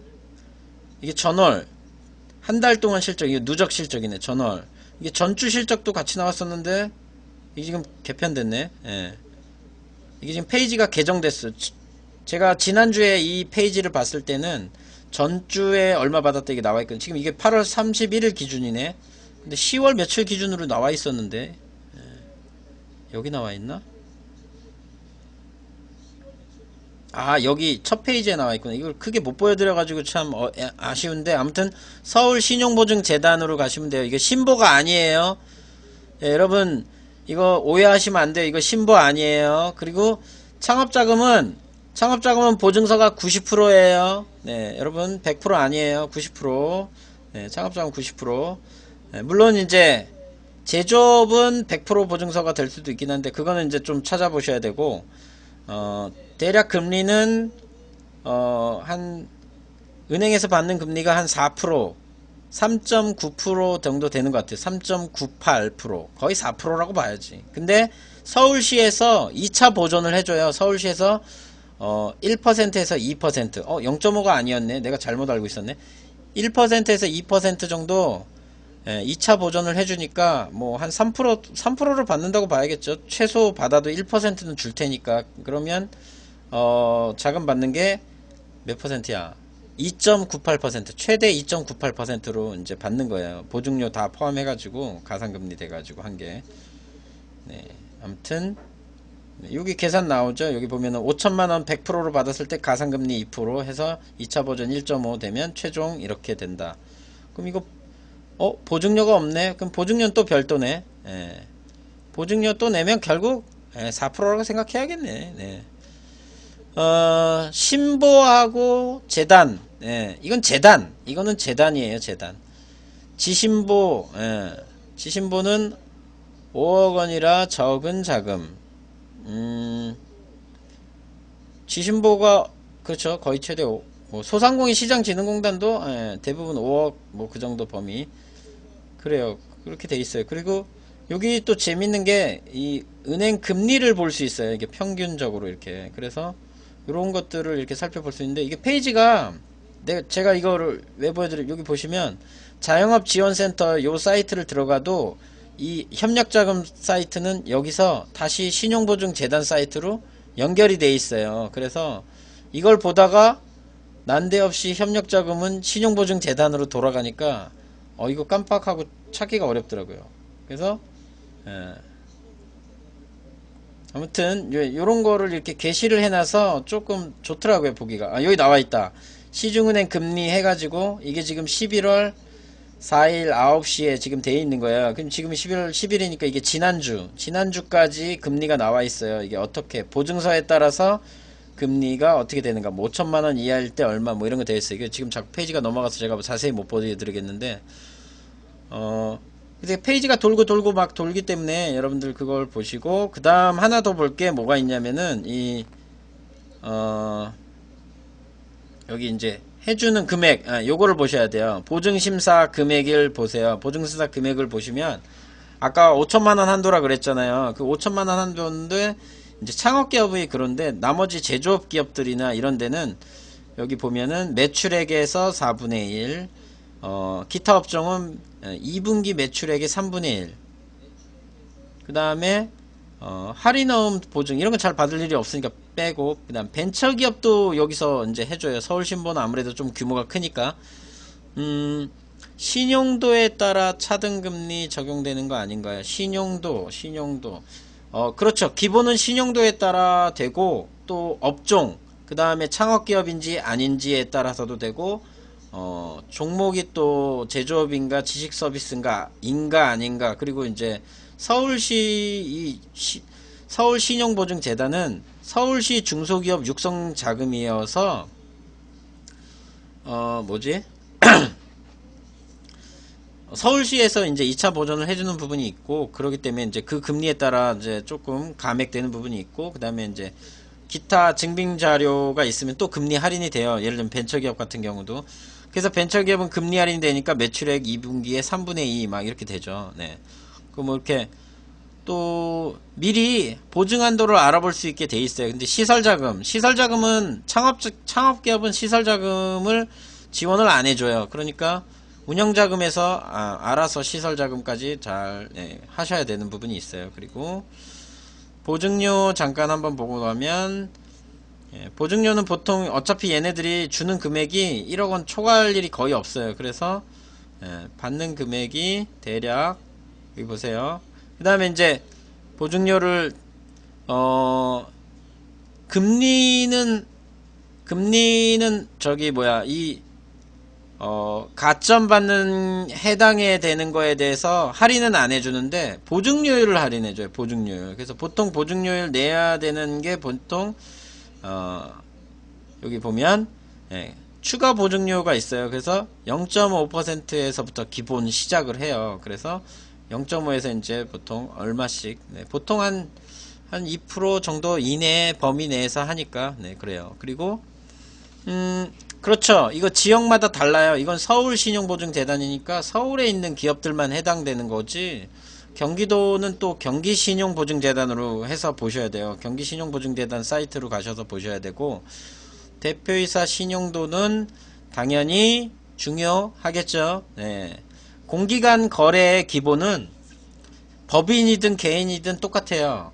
중진공만 조금 예외적이고 나머지는 전부 다 신용도가 기본 5등급 이내에 되셔야 돼요. 근데 지금 경기가 어려우니까 은행이 자금을 풀 수 있는 신용 등급이 되는 기업들이 많이 없다 보니까 6등급도 받아줘요. 그래서 공기관도 6등급 신용 등급이라도 어느 정도는 해주려고 해요. 대신 이제 금리 부담에 있어서 조금 이제 상향 조정되는 부분이 있고, 그 은행들이 5등급 이내만 해주면 우리나라 기업들 지금 현재상 대출을 일으킬 수 있는 기업들이 많이 없어요. 그리고 보험사에서 이렇게 많이 컨설팅 가는 그 기업들, 콜센터 통해서 막 가는 기업들은 그래요. 그리고 6등급, 5등급은 기업 등급이야. 그렇지. 개인 신용 등급 말하는 거죠. 지금 대표이사 신용도잖아요. 기업 신용도가 아니고, 기업 신용도는 등급이 6등급, 5등급 이렇게 되어 있지 않는 걸로 알고 있어요. 기업 등급은 그렇게 안 돼 있고, 뭐 그 공기관마다 평가 방식이 조금씩 다르긴 한데 몇 가지, 2가지 정도로 나누나? 3가지인가 뭐 있어요. 그게. 그러니까 그건 달라요. 또 일반적으로 쓰는 등급은 B등급, 뭐 BBB, 뭐 B뿔, A, A 뭐 하여튼 제가 기업 등급은 많이 안 봐가지고 그걸 볼만한 기업들을 제가 가본 경험이 별로 없다 보니까 기업 등급을 체크할 만한 기업들이 없어. 수준이 그렇게. 아무튼 그래요. 제가 맨날 얘기했잖아요. 약간 회사 상황이 다 대부분 쓰레기 상황인 그런 기업들을 많이 갔기 때문에 기업 등급을 볼 필요가 없어. 걔네들은 이미 벌써 최하 겨우 턱걸이하는 CCC나 뭐 B 뭐 이런 정도밖에 안 되니까 기업 등급을 확인할 필요가 없어. 어차피 그거 은행에서 자기들이 대출을 해주려고 하면, 여신을 주려고 하면 지네들이 뭐뭐뭐뭐 바꿔오라고 해요. 신보 기부도 마찬가지예요. 걔네들도 지네들이 보증서 내주고 싶으면 뭐뭐뭐뭐 바꿔오라고 얘기해요. 그리고 어떤 추가 증빙 자료 가지고 오라 그러고. 그러니까 기업 등급 평가를 우리가 뭐 정확하게 뭐 볼 필요가 없어. 그리고 크레탑 자료 보면 대부분 기업 등급 어느 정도 되는지 다 나와요. 그리고 여러분들이 계산할 필요가 없어. 거기 다 나오기 때문에 왜 이 등급이 나왔냐를 고민할 필요가 없어요. 왜냐면 재무제표를 여러분들이 보시고 재무제표를 분석할 줄 알면 그 기업 등급은 뻔히 거기 다 나와 있어. 그러니까 여러분들이 그 뭐 평가하는 등급 지표에 대해서 뭐 세세하게 이런 지표를 바꾸면 되고 뭐 이런 것들을 세세하게 하려고 하면 그 대표가 골아파예요. 왜냐면 그 대표는 영업하고 팔로우하고 해서 매출 일으키려고 하는 부분에 집중해도 시간이 모자라는데, 그거 할 만한 일도 없이 한가하게 있는 기업 대표는 볼만한 기업이 아니에요. 그러니까 그런 기업 등급 지표에 대해서 세세하게 여러분들이 목매달아서 그 뭐 그렇게 자세히 알 필요가 없는 거야. 왜? 이미 평가대에서 나와 있는 것만 확인해서 보면 되고, 재무제표가 제가 요즘 들어서 알게 된 거지만 뻥 재무제표가 많아요. 뻥 재무제표가 뭐냐? 지네들이 막 만들어내는 재무제표죠. 그러니까 사실 그대로 기입한 재무제표가 아니라는 거죠. 왜냐면 세금을 적게 내려고 하는 거를 좀 추구를 많이 하다 보니까. 그러니까 이거에 다 연결이 돼 있는 거예요. 저런 뭐 빅데이터 사업 교육을 시킬 게 아니라 사업가의 기업 마인드에 대해서 교육을 시켜야 돼요. 그게 시작이에요. 우리나라 기업 대표들은 기업 마인드가 개쓰레기인 사람들이 상당히 많아요. 왜? 그 예전에 제가 한번 또 얘기했잖아요. 기업 대표들이 자기 돈 벌려고 기업을 시작하지, 대한민국에 뭐 어떤 뭔가를 남기거나 뭐 어떤 기술에 뭔가 유산을 남기거나 뭐 많은 사람들에게 이롭게 한다거나 이런 생각으로 기업을 뭐 이렇게 만들거나 설립하고 이렇게 하는 사람들이 대한민국에 몇 명이나 될 것 같습니까, 여러분? 없다는 거죠. 예. 그러니까 뭐를 해야 돼요? 기업가 정신이 중요하다는 거예요. 그러니까 컨설팅 하시는 분들도 기업하고 거래를 하고 또 계약을 하려고 그러면 서로 숨기면서 계약을 할 수밖에 없는 상황이에요. 그러니까 사람들이 뭘 해요? 예?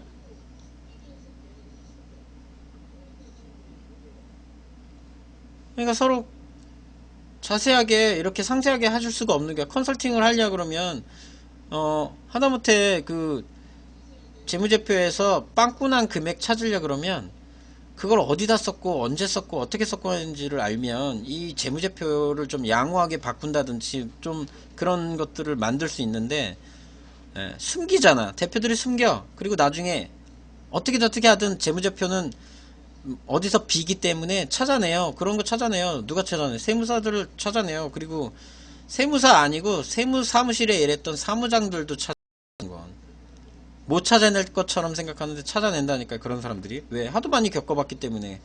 그 공기관에서 재무제표 분석하고 막 손익계산서랑 비교하고 기타 자료들이랑 비교해서 보면 그걸 찾아내는 사람들이 있어요. 그런 전문가들이. 그러면은 대부분의 기업들이 그런 쓰레기 같은 재무제표 상황이 있는 거야. 그러니까 그 재무제표를 갖고 기업 등급을 받으니까 당연히 그 기업 등급도 그거랑 그거나 결국 똑같은 거야. 그러니까 우리가 그걸 분석해봐야 소용이 없는 거야. 그러니까 기업의 재무제표가 중요한 게 아니고 결국은 그 재무제표를 만들어내는 게 누구예요? 그 기업 대표잖아요. 그러니까 그 기업 대표가 기업 마인드 정신이 있으면 재무제표가 잘 나올 것이고, 그럼 기업 등급이 잘 나올 거야. 그러니까 그쪽 지표의 마지막 평가 결과를 분석해서 거꾸로 역산해서 찾아내려 그러면 골아파요, 여러분. 그러니까 그런 골아픈 짓거리 할 필요가 없어. 예를 들면 신용등급이 만약에 7등급이 나왔어. 그러면 왜 7등급이 나왔나를 거꾸로 역산해서 찾아내려 그러면 골아파. 어떻게 하면 돼? 기업 대표한테 물어보면 돼. 신용등급이 떨어지는 거에 대해서. 그래서 그걸 시정 조치하면 자동적으로 신용등급 올라가게 돼 있어요. 이게 이해가 되실려나 모르겠어요. 네, 아무튼 제가 이제 마지막으로 말씀드리려고 했던 건, 이제 여기 시월 신용보증재단은 그 창업 자금이 지금 이제 얼마 안 남았다는 거, 그리고 창업 자금을 제가 이제 물어봤어요. 저기 장 의원님하고 같이 지금 진행하는 업체에 물어봤었는데, 거기가 저 서비스업 쪽으로 들어가시는 기업인데, 서비스업이니까 창업자금 해가지고 제가 이걸 전화해서 콜센터에 물어봤더니 창업자금은 기본적으로 3천만원 한도 내에서 나온다고 하더라고요. 그래서 창업자금 한도 내에서 뭐 재단에서 줄 수 있는 최대가 2분의 1이거든요. 그러면 만약에 이분이 그러니까 두 가지 방식이 있어요. 사업자 등록을 내고 창업자금을 신청하면 3천만원 한도 내에서 2분의 1이 나오는 거예요. 평가받아서. 그럼 예를 들어서 이 창업한 사람이 사업자 등록을 가지고 창업 자금을 신청했는데 평가 금액이 6천만 원의 매출을 일으킬 수 있는 걸로 평가가 나면 3천만 원을 최대로 다 받을 수 있는 거예요. 그런데 또 다른 방식이 있어요. 뭐가 있냐? 사업자 등록을 하지 말고 예비 창업자로 요 교육을 받는 게 있어요. 서울신용보증재단에서 교육을 해주는 게 있는데 그게 뭐가 있냐면 자영업 이게 왜 안 나와? 에헤이 이 사이트 먹통됐네. 여기에 있나? 여기 잠깐만요. 이거 교육 하나만. 예비 창업자 같은 경우에는 이거 봐야 되는데 이게 없네. 이 서울 창업 아카데미라고 하는 이 교육이 있어요. 이게 요 사이트에 들어가 있거든. 여기를 들어가야 되나? 이봐 얘는 이제 여기로 가는 거야. 이게 지금 먹통됐네. 이거 지금 다운된 거야. 여기 자영업지원센터에 들어가면 창업 아카데미라고 하는 게 있어요. 프로그램이. 그래서 온라인으로 이제 듣는 거예요. 몇 시간 들어야 되냐면 20시간 들어가야 돼. 20시간을 강의를 들을 수 있고 하루에 10시간까지 강의를 들을 수 있어요. 그러니까 이틀 동안 하루 종일 10시간 동안 그 온라인 교육을 수료하면 예비 창업자 단계에서 사업자 등록을 내지 말고 가요. 어디로? 서울신용보증재단 또는 자영업지원센터 지역지원센터가 있어요. 그럼 거기 가서 창업 컨설팅 신청을 하고 창업 컨설팅 결과 과정에 따라서 사업자 등록을 하고 사업장을 구축을 하시면 기본 창업자금 3천만 원에서 2천만 원을 더 플러스 알파로 해서 창업자금을 최대 5천만 원 지원을 해주는 거야. 그러니까 2분의 1이 뭐냐면은 평가한 금액의 2분의 1을 준다는 거예요. 절반. 그래서 최소는 6분의 1. 그런 뜻이에요. 2분의 1을 준다는 얘기는.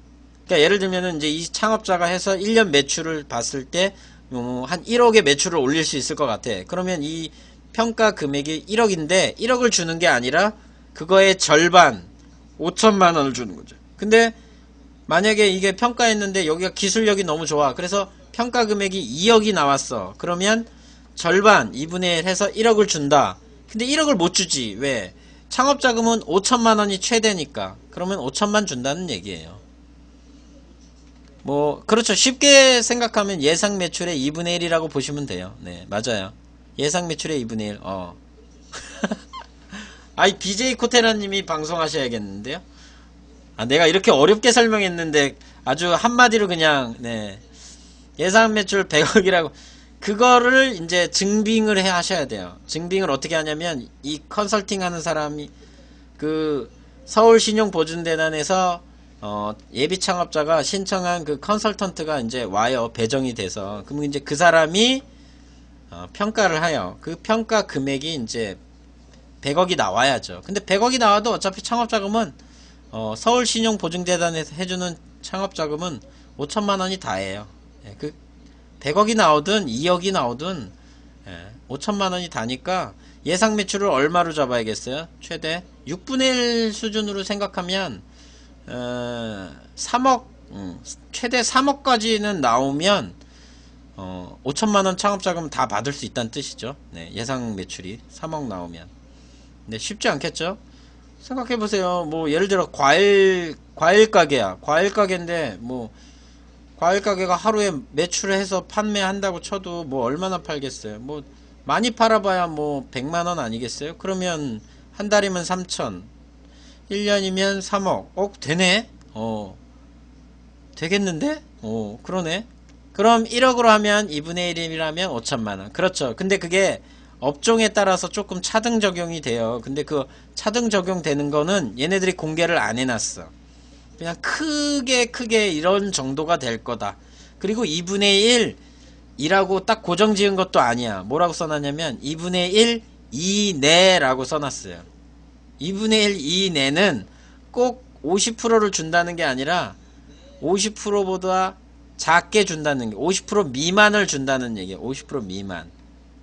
이내니까 같을 내 50% 이하네. 이하. 50% 이하. 50%를 줄 수도 있지만 50%보다 작게 줄 수도 있다는 뜻입니다. 그래서 보증기간, 창업자금은 보증기간이 기본적으로 대부분 다 1년이에요. 1년. 1년, 보증기간이 아니구나. 거치기간이 1년. 거치기간은 1년이고, 2년 분할상환, 또는 3년 분할상환, 또는 4년 분할상환. 예. 그리고 1년 거치, 2년 만기상환도 있어요. 이거는 뭐겠어요? 예. 3년 보증, 아니구나. 그냥 2년 만기 상환이 있어요. 그냥 2년 만기 상환. 그냥 2년 동안 거치를 하다가 2년이 딱 끝나면 전체적으로 만기를 해야 되는, 네, 그런 상환. 안 줄 수도 있다는 거네. 그렇죠. 예, 맞죠. 예, 평가 금액이 너무 저조하면 안 줄 수도 있죠. 그런 분들이 다 뭐 하느냐. 그때 얘기했잖아요. BJ 코테라님 얘기한 것처럼 그런 시장에서 장사하시는 분들이 햇살론 보고 정책자금이라고 얘기했던 거. 햇살론도 정책자금은 맞긴 맞긴데, 여기서 지금 얘기하는 이 코테라 TV, 그렇지. 코테라 TV에서 얘기하는 거는, 햇살론은 정책자금이라고 보면 안 된다는 거죠. 그런 거 가면 안 된다는 거죠. 그런 것처럼, 그러니까 이제 시장 진흥 뭐 이렇게 기금이라고 해서 그런 것들을 지역 신용보증재단 같은 데서 해요. 또 인천 같은 경우에는 인천 사람과 사람들이라고 하는 인천 별개 재단이 있어요. 거기 이제 재단 금액이 뭐 그렇게 크진 않지만 거기서도 소액 대출을 해줘요. 2천만 원 정도에서 직대를 해줘요. 그것도 시장 지원 사업이라 그래서 그런 것들은 받아도 괜찮아요. 그것도 신용 등급을 보기 때문에. 근데 햇살론 이런 건 하지 마시고요. 서민금융대출 이런 것들은 벗어나야 돼요. 그런 것들은 오래 갖고 있으면 안 좋아요. 1금융으로 가서 자꾸 문을 두들겨야 돼요. 1금융 거래를 할 수 있게끔 대환을 해달라고 요청을 하고, 그 다음에 기본적으로 3개월 동안 뭐 2금융권 거래를 계속 지속적으로 하면 일부 금액을 1금융에서 대환 처리를 해줘요. 대환해주는 은행이 있어요. 물론 주거래 은행으로 이제 거래를 많이 하시거나 또는 잔고가 많이 있거나 그런 부분을 평가를 하겠지만, 그런 부분이 있어요. 햇살론도 지역 신용보증재단에서 하는 건데, 그렇죠. 하긴 해요. 근데 그런 건 안 받는 게 좋아요. 그런 거 권유하는 사람들은 정말 어려운 사람들, 정말 어려운 사람들이 햇살론 이런 것들을 이제 감안해서 사용하시면 되고요. 햇살론하고 미소금융재단 뭐 이런 거, 예를 들면 새마을금고 같은 데서도 그런 햇빛론 뭐 이런 거 있어요. 네, 햇살론도 물론 하는 것 같은데, 그런 게 있어요. 근데 그런 자금들은 다른 금융거래를 조금 못하게 막아놓으니까 여러분들 이제 지신보 가서 햇살론 신청하는 게 아니라 햇살론, 어차피 지신보 가서 햇살론 신청하러 왔어요. 그러면 지신보에서 취급 금융기관 안내해 줄 거예요. 그러니까 그리고 오히려 햇살론 신청을 하는데 해서 만약에 상담 받다가 보면 햇살론 신청을 할 필요 없이 그냥 지신보에서 보증을 받을 수도 있으니까, 그냥 가서 물어보면 돼요. 굳이 그거 고민하지 마시고. 저 같은 경우는 소상공인 지원센터 갔는데 그 담당자가 하는 말이 지신보를 먼저 갔다 오라고 그러더라고요. 그래서 그런데 그 소상공인 지원센터에 있는 담당자가 어차피 갔다가 다시 와야 된다고 하더라고요. 그래서 자기가 알아서 자금 신청 뭐하고 얼마 신청하고 뭐 사업등록증 물어보고 하더니 미리 보증서 발급해 주더라고요. 그러면서 다시 안 와도 된다고, 그냥 지신보에서 보증서 나오면 그냥 지신보에 또 한번 가가지고 여신 확정서 받고 그거 은행 가서 신청하면 자금 나온다고 그렇게 했었어요. 그러니까 햇살론, 햇빛론은 우리은행 거였어요? 해피론 국민은행. 네. 그러니까 그런 거 가서 받지 말라고요. 그리고 그러니까 이게 왜 컨설팅을 받아야 되냐면, 해피론, 햇빛론, 뭐 햇살론 그런 거 많잖아요. 그리고 또 징검다리론, 뭐 또 뭐 있지? 뭐 여러 개 많이 있는데, 이 론자 들어가는 거는 조심해 하셔야 돼요. 론자 들어가는 거, 론자 들어가는 거를 조심해야 돼요. 론은 물리는 거예요. 진짜 3금융이라고 보시면 돼요. 그냥. 그러니까 예, 그건 네. 아니 근데 지금 몇 시야? 시간을 못 봤네. 아유, 시간 뭐 얼마 안 됐네. 예. 어유, 오늘 한 분, 두 분, 세 분, 네 분, 다섯 분, 여섯 분. 네. 야, 이게 몇 명이야? 셀 수가 없네. 하나, 둘, 셋, 넷, 다, 일곱. 또 됐네. 둘, 넷, 여섯, 여덟. 아닌데. 둘, 넷, 여섯, 아홉이구나. 아, 역시 10명을 넘기 힘들어. 아무튼 서울신용보증재단 전화하시면 콜센터에서 친절하게 그 서류들을 네, 아무튼 그 서울신용보증재단 전화하시면 친절하게 신청 서류 관련해서도 상담을 콜센터 직원이 바로바로 얘기해주고, 또 담당자하고 바로 다이렉트로 연락이 돼도 상세하게 물어봤는데 전혀 뭐 불편하지 않게 굉장히 상담을 잘 해주더라고요. 그러니까 네, 전화하세요. 1577-6119번이네. 예, 서울신용보증재단 1577-6119번. 네, 전화하셔서 물어보세요. 마음껏 편하게 물어보세요. 그리고 물어보실 때 주의사항. 예. 이거 노하우인데 이런 거 공개해도 되나? 이런 거 공개 안 해야겠다. 네. 물어볼 때 주의사항이 있는데 여러분들 그냥 물어보세요. 네. 그 노하우는 나중에 저한테 연락하는 분들한테만 제가 말씀을 드릴게요. 그래서 오늘 마지막으로 이제 본 게 서울신용보증재단에서 이제 이런 창업자금 보시는 거 하고, 은행에서 잔고 남아있는 전주에 이게 남아있는 자금을 취합한 거예요. 그러면 지금, 목요일이잖아요. 그럼 지금 이번 주에도 분명히 14명 중에 몇 명이 지금 창업자금 신청을 했을 거예요. 그럼 다음 주가 되면 아마 14명이 다 채워지겠죠. 그럼 이제 창업자금은 다 소진되고, 대신 이제 중소기업 육성자금은 절반이나 남아있어요. 이 서울신용보증재단의 중소기업 육성자금, 네, 만약에 필요하신 분들 계시면, 중소기업 육성자금은 제조업하고 지식서비스, 그 다음에 이제 서울시에서 밀고 있는 산업들이 있어요. 콘텐츠 관련이라든지, 그런 여러 개의 업종이 있으니까, 그런 부분을 해당이 되시는 업태에 있으신 기업들 있으시면 서울신용보증재단을 이용하시면 돼요. 예를 들면 신보 거래가 있어도 서울신용보증재단 거래 됩니다. 그러니까 하세요. 네. 서울신용보증재단 거래 할 수 있으니까 하세요. 네. 하셔도 돼요. 그리고 뭐 마지막으로 더 말씀드릴 건 없고, 네. 그 다음에 콜센터 전화할 때 나름의 그 노하우가 있는데 여러분들도 많이 한번 겪어보세요. 그 노하우들을 만드실 수 있어요. 네, 너무 공짜로 모든 걸 다 가져가시려고 하면 안 돼요. 제가 김내원 흉내 한번 낼까요? 공짜로 가져가야만 속이 시원했냐?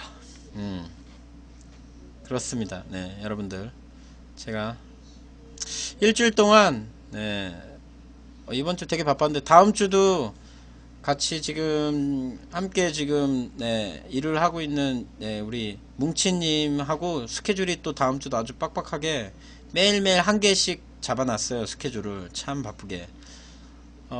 그리고 다른 분하고도 지금 하고 있는데 그분하고는 좀 더 스케줄이 좀 더 잡혀야지. 네, 그게 없네요. 그리고 굉장히 중요한 거 마지막으로 말씀드릴 게 있었어요. 네. 제가 다음 주부터는 방송을 저녁 8시 반에 안 하고요. 다음 주부터는 오전 10시에 오전 10시에 할 거예요. 오전 10시에 예정이에요. 지금 오전 10시 해서 다음 주부터는 이제 점심시간 되기 전에 이제 낮에 할 거예요. 그래서 아침 10시에 할 거니까 목요일 아침 10시에 할 거예요. 목요일 아침 10시. 네, 요일은 안 바뀌었어요. 네. 네, 요일은 안 바뀌고 목요일 아침 10시에 방송을 할 거니까 여러분들 아침 10시에 보통 9시까지 출근하시죠? 네, 그러면 9시 출근해서 일을 하시다가 10시쯤에 방송을 좀 틀어 놓으시면서 네, 업무를 보시고 하시면 좋을 것 같습니다. 그래서 제가 다음 주부터는 아침 몇 시? 아침 10시 이렇게 하면 10시가 되나? 예. 아침 10시 이렇게 해야 되나? 이 좀 이상하다. 이렇게 하면 10시인가? 아침 10시에 방송 보여지는 사람이 10시로 그러네. 이렇게 해야지만 방송에 좌우가 바뀌게 나오네. 내가 보고 있는 거라 그런가? 아무튼 아침 10시에 방송할 거고요. 끝내는 건 당연히 뭐 늦으면 11시쯤에 끝나겠죠. 네. 밤 10시까지는 하면 안 되고요. 네. 그러면 여러분들 쓰러져요. 네. 그리고 새로운 컨셉으로 또 새 방송 추가가 또 될 수도 있어요. 네. 지금 새로 기획하는 방송 코너가 또 있거든요. 그래서 그걸 구성원하고 만드는 걸 아직은 좀 구상안만 나와 있는 거지 구체적인 건 아직 안 돼 있는데 아무튼 그것도 새롭게 또 나오거든요. 그래서 내년도에는 굉장히 방송이 많이 풍부해질 것 같아요. 그리고 혹시나 이 방송을 보고 있는 유튜브에서 보고 계신 분들이 있으면 코테라로 전화 좀 주세요. 네. 전화를 주는 게 아니구나. 그 BJ 지원을 좀 해주세요. BJ 지원. BJ 지원 좀 많이 해주세요. 지금 현재 이제 예정 4명인데 앞으로도 한 3명 더 필요로 하니까요. 네. 더 많이 지원해 주세요. 기존에 하시는 BJ 분들도 잠시 이렇게 좀 시즌적으로 이렇게 쉬어갈 수 있을 여유를 좀 만들어 주려면 더 많이 있으면 좋겠어요. 그래서 각자 회사일 하시다가 정말 무료하다, 맨날 6시에 퇴근해서 집에 갔는데 심심하다 그러신 분들, 유튜브 방송에서 혹시 이 방송을 보고 계신 분들이 있다면 02-572-8520으로 전화 주세요. 또는 제 핸드폰으로 전화 주셔도 돼요. 010-5633-5526 네, 전화해도 되고요. BJ 코테라님, 네, 애석하네요. 네. 선정 권한은 저한테 있는 게 아니기 때문에, 네. 선정 권한은 저한테 있는 게 아니기 때문에, 네. 뭐, 재도전을 해보시는 것도, 네. 해보시면 될 수 있을지는 장담을 못해요. 네. 왜냐면 제가 혼자서 정하는 건 아니니까, 네. 아무튼, 좀 더 많은 BJ 분들이 조금 많이 오셔서, 한 10명 정도 됐으면 좋겠어요. 한 10명 정도 되면 시즌제로 돌아가서 이렇게 돌아가면서 할 수 있을 것 같아요. 그러면 기존에 하던 BJ 분들도 좀 시즌을 바꾸면서 좀 컨셉도 좀 바꿔가면서, 뭐 컨셉을 안 바꾸더라도 좀 다양한 업종에 관련된 이런 좀 전문화하는 방송을 또 할 수도 있으니까, 네. 그런 거 좀 만들어 주시면 안 되나요? 그런 게 뭐예요? 뭘 만들어 달라는 거야? 아무튼 저는 다음 주 방송은 아침 10시. 언제? 목요일은 안 바뀌었어요. 시간만 바뀐 거예요. 아침 10시 할 거고요. 뭐였지? BJ 하고 싶으신 분들은 많이 신청해 주세요. 그럼 오늘 방송 이제 여기까지 마무리 이제 하겠습니다. 굉장히 늦게까지 또 오늘 방송 많이 참여해 주셔서 고맙습니다. 5명 이상이네요. 이제 맨날 2명 3명이었었는데 이제 요즘은 5명 이상이라서 참 감사합니다. 오늘 방송 정리, 오늘 방송 정리하면 첫 번째로 이제 말씀드리는 게 R&D 과제를 이제 신청을 했었는데 한 번도 된 적이 없다. 그러면 어떻게 해라? 사람 명수 말하지 말라. 네. 그래서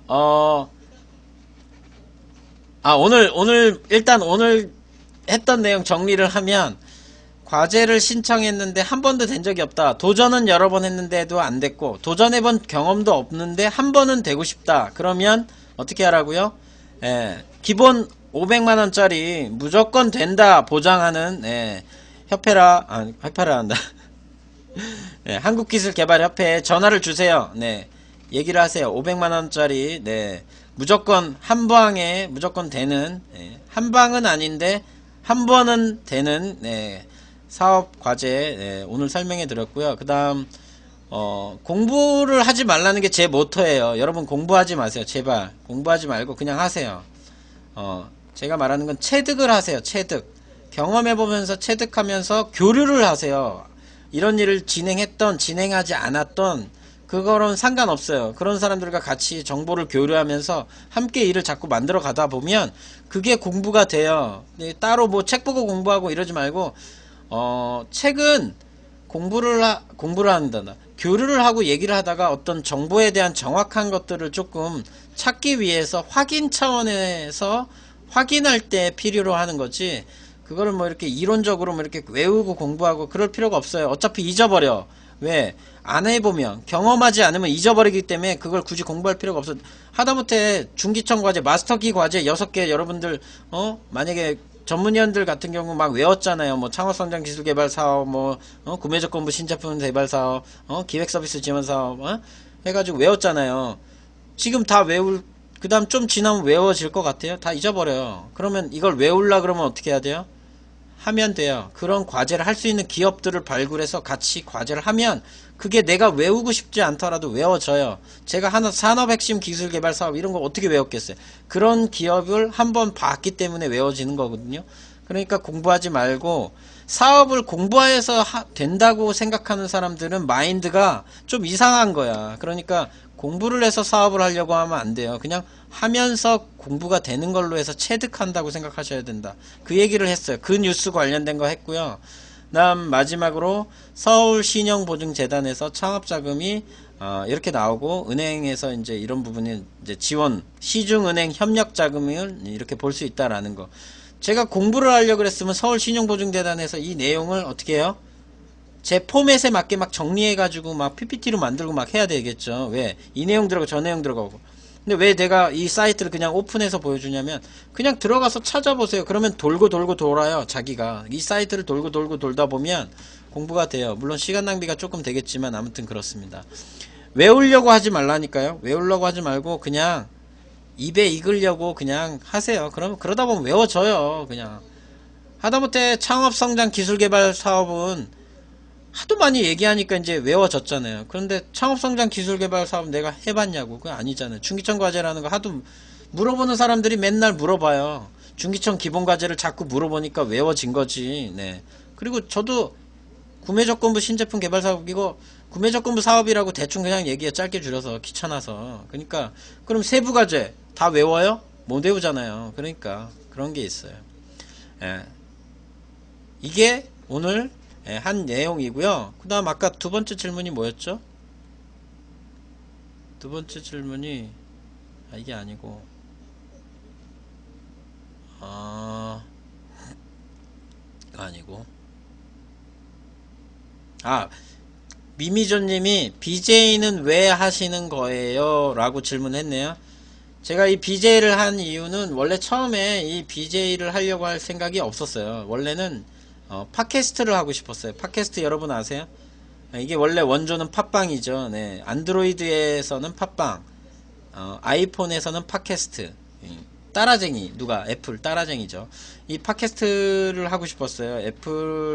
제가 애플 핸드폰을 쓰다 보니까 팟캐스트를 이제 종종 들어요. 예를 들면 뭐 정봉주의 전국구, 김용민의 뭐 시사 뭐 어쩌고저쩌고, 그다음에 많이 들었던 게 이제 그런 거 시사 방송 많이 들었죠. 그래서 이런 걸 좀 정책 자금을 조금 재미있게 또 좀 진지하게 정치와 함께 이렇게 좀 얘기할 수 있는 이런 방송을 하고 싶다는 생각을 하고 있는데 마침 협회에서 이제 아프리카 TV를 한다고 해서 제가 이제 처음에는 거꾸로 물어봤죠. 혹시 팟캐스트 같은 건 하시지 않냐고. 그랬더니 그런 거는 일단 안 한다고 그렇게 얘기해서, 그러면 방송을 하면 또 이렇게 사람들을 초빙하고 해서 같이 이렇게 많이 할 수 있을 줄 알았어요. 그래서 이 방송을 하게 된 건데, 저도 아무것도 모르고 시작했는데 하면서 이제 조금 지금은 많이 익숙해져 가지고 이제 편하게 하는데, 아직도 지금 저는 방송보다는 팟캐스트를 하면 조금 더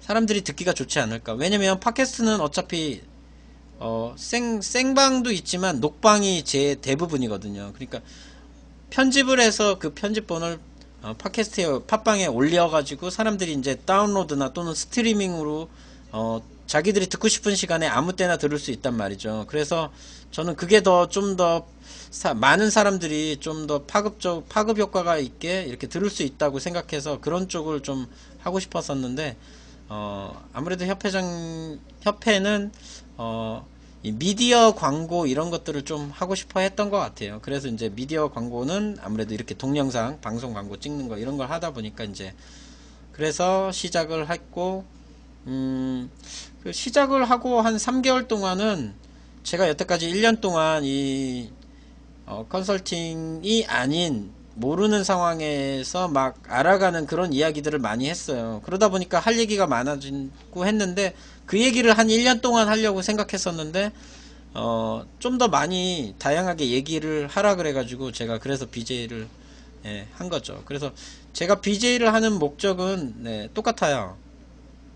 아까 얘기했던 중기청 외 상용화 과제 있죠.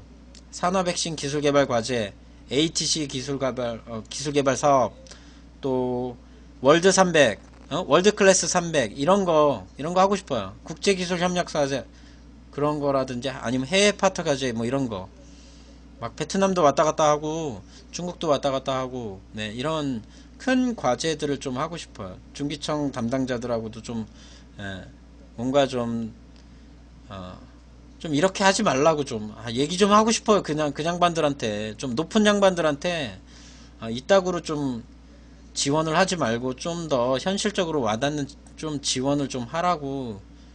대기업만 지원하는 거를 자꾸 옹호해서 하지 말고 중소기업들을 위한, 대한민국은 중소기업이 서지 않으면 이 비정규직 문제 해결 안 돼요. 그렇기 때문에 좀 그런 것들을 좀 크게 만들고, 처음에 제가 이 BJ 시작한 거하고는 좀 다르긴 한데, 컨설팅 모토가 그 생각이었어요. 이 스탠다드 푸어스라든지 그 피치 뭐 이런 국가 신용 평가를 하는 굉장히 큰 기업들 있잖아요. 그런 기업들처럼 우리나라에도 세계를 평가하는 그런 기업을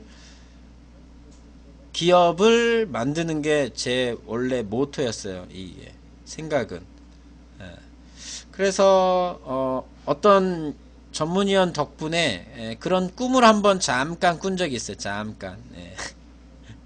네. 그런 기회가 되지 않나 생각을 했었는데 쉽게 그렇게 되지는 않더라고요. 물론 당연히 쉽게 안 되겠죠. 그래서 BJ를 하는 이유는 뭐 막연하게 시크릿 같은 거예요. 여러분들 아실란가 모르겠는데, 그 시크릿이라고 하는 그런 책을 보면 내가 마음속으로 뭔가를 바라고 자꾸 기원하고 하면 그게 이루어진다라는 뭐 그런 내용인데, 뭐 우리나라에도 이제 많이 유명했죠. 이제 그런 것처럼 제가 막연하게 시크릿으로 지금 생각하는 것들이 몇 가지가 있는데, 그 중에 하나가 강의하는 것도 있어요. 그래서 제가 수학과외를 10년 해가지고 수학과외 관련해서 강의하라 그러면 한 2시간 3시간 할 수 있을 것 같더라고요. 제 10년 동안의 수학과의 역사 또는 뭐 그런 이야기 이런 것들에 관련돼서 강의를 할 수 있을 것 같더라고요. 그래서 강의하는 것도 생각했는데, 마침 또 협회에서도 기회가 닿고 해서 BJ로 하는 것도 강의하고 어떻게 보면 연관이 되는 것도 있고, 물론 이제 강의에서는 좀 오프라인이다 보니까 뭐 어떤 좀 제스처라든지 행동이라든지 복장이라든지 뭐 이런 컨셉들을 많이 만들어야겠죠. 이제 세밀하게 뭐 이런 것들은 잘 하시는 분이 저기 있어요. 진아님. BJ 진아님이 이제 그런 강의를 직접 많이 하셨던 분이기도 하시니까 이제 그런 것들을 잘 하시니까 그런 것들도 해볼 생각들을 많이 했었어요. 그래서 그 왜 아침 방송에 보면 김미경 씨 그 강사 나와가지고 했잖아요. 저도 그런 김미경 강사 같은 사람한테 부탁해서 그런 강의를 좀 해볼까 그런 생각도 해보고, 저희 협회 윤 위원님이라고 있는데 그분이 이제 영업 강의를 하시거든요. 그래서 제가 그쪽 부분에 좀 부탁을 해서 그런 강의 코칭을 좀 받아서 강의를 좀 제안을 해볼까 이제 그런 생각도 해보고, 여러 가지 생각들을 해봤어요. 그래서 여러 가지 꿈들을 꾸고 있습니다. 저는 아직도 꿈꾸고 있는 좀 미약한 존재입니다. 해서 오늘 네 자꾸 늦어져서 네 오늘 여기까지만 할게요. 그래서 네 그래서 자 오늘 이제 이 시간에 마치도록 하겠습니다. 자 카운터 해주세요. 오늘 여기까지 할게요. 네 너무 늦게까지 방송 들어주셔서 감사드리고요. 네 시즌2? 뭐 다음주부터 하는 방송이라고 하면은 시즌2라고 할 수 있습니다. 그래서 여러분들 시즌2에는 다음주 목요일 아침 10시에 합니다. 오늘 늦게까지 들어서 감사합니다. 바이바이. 네.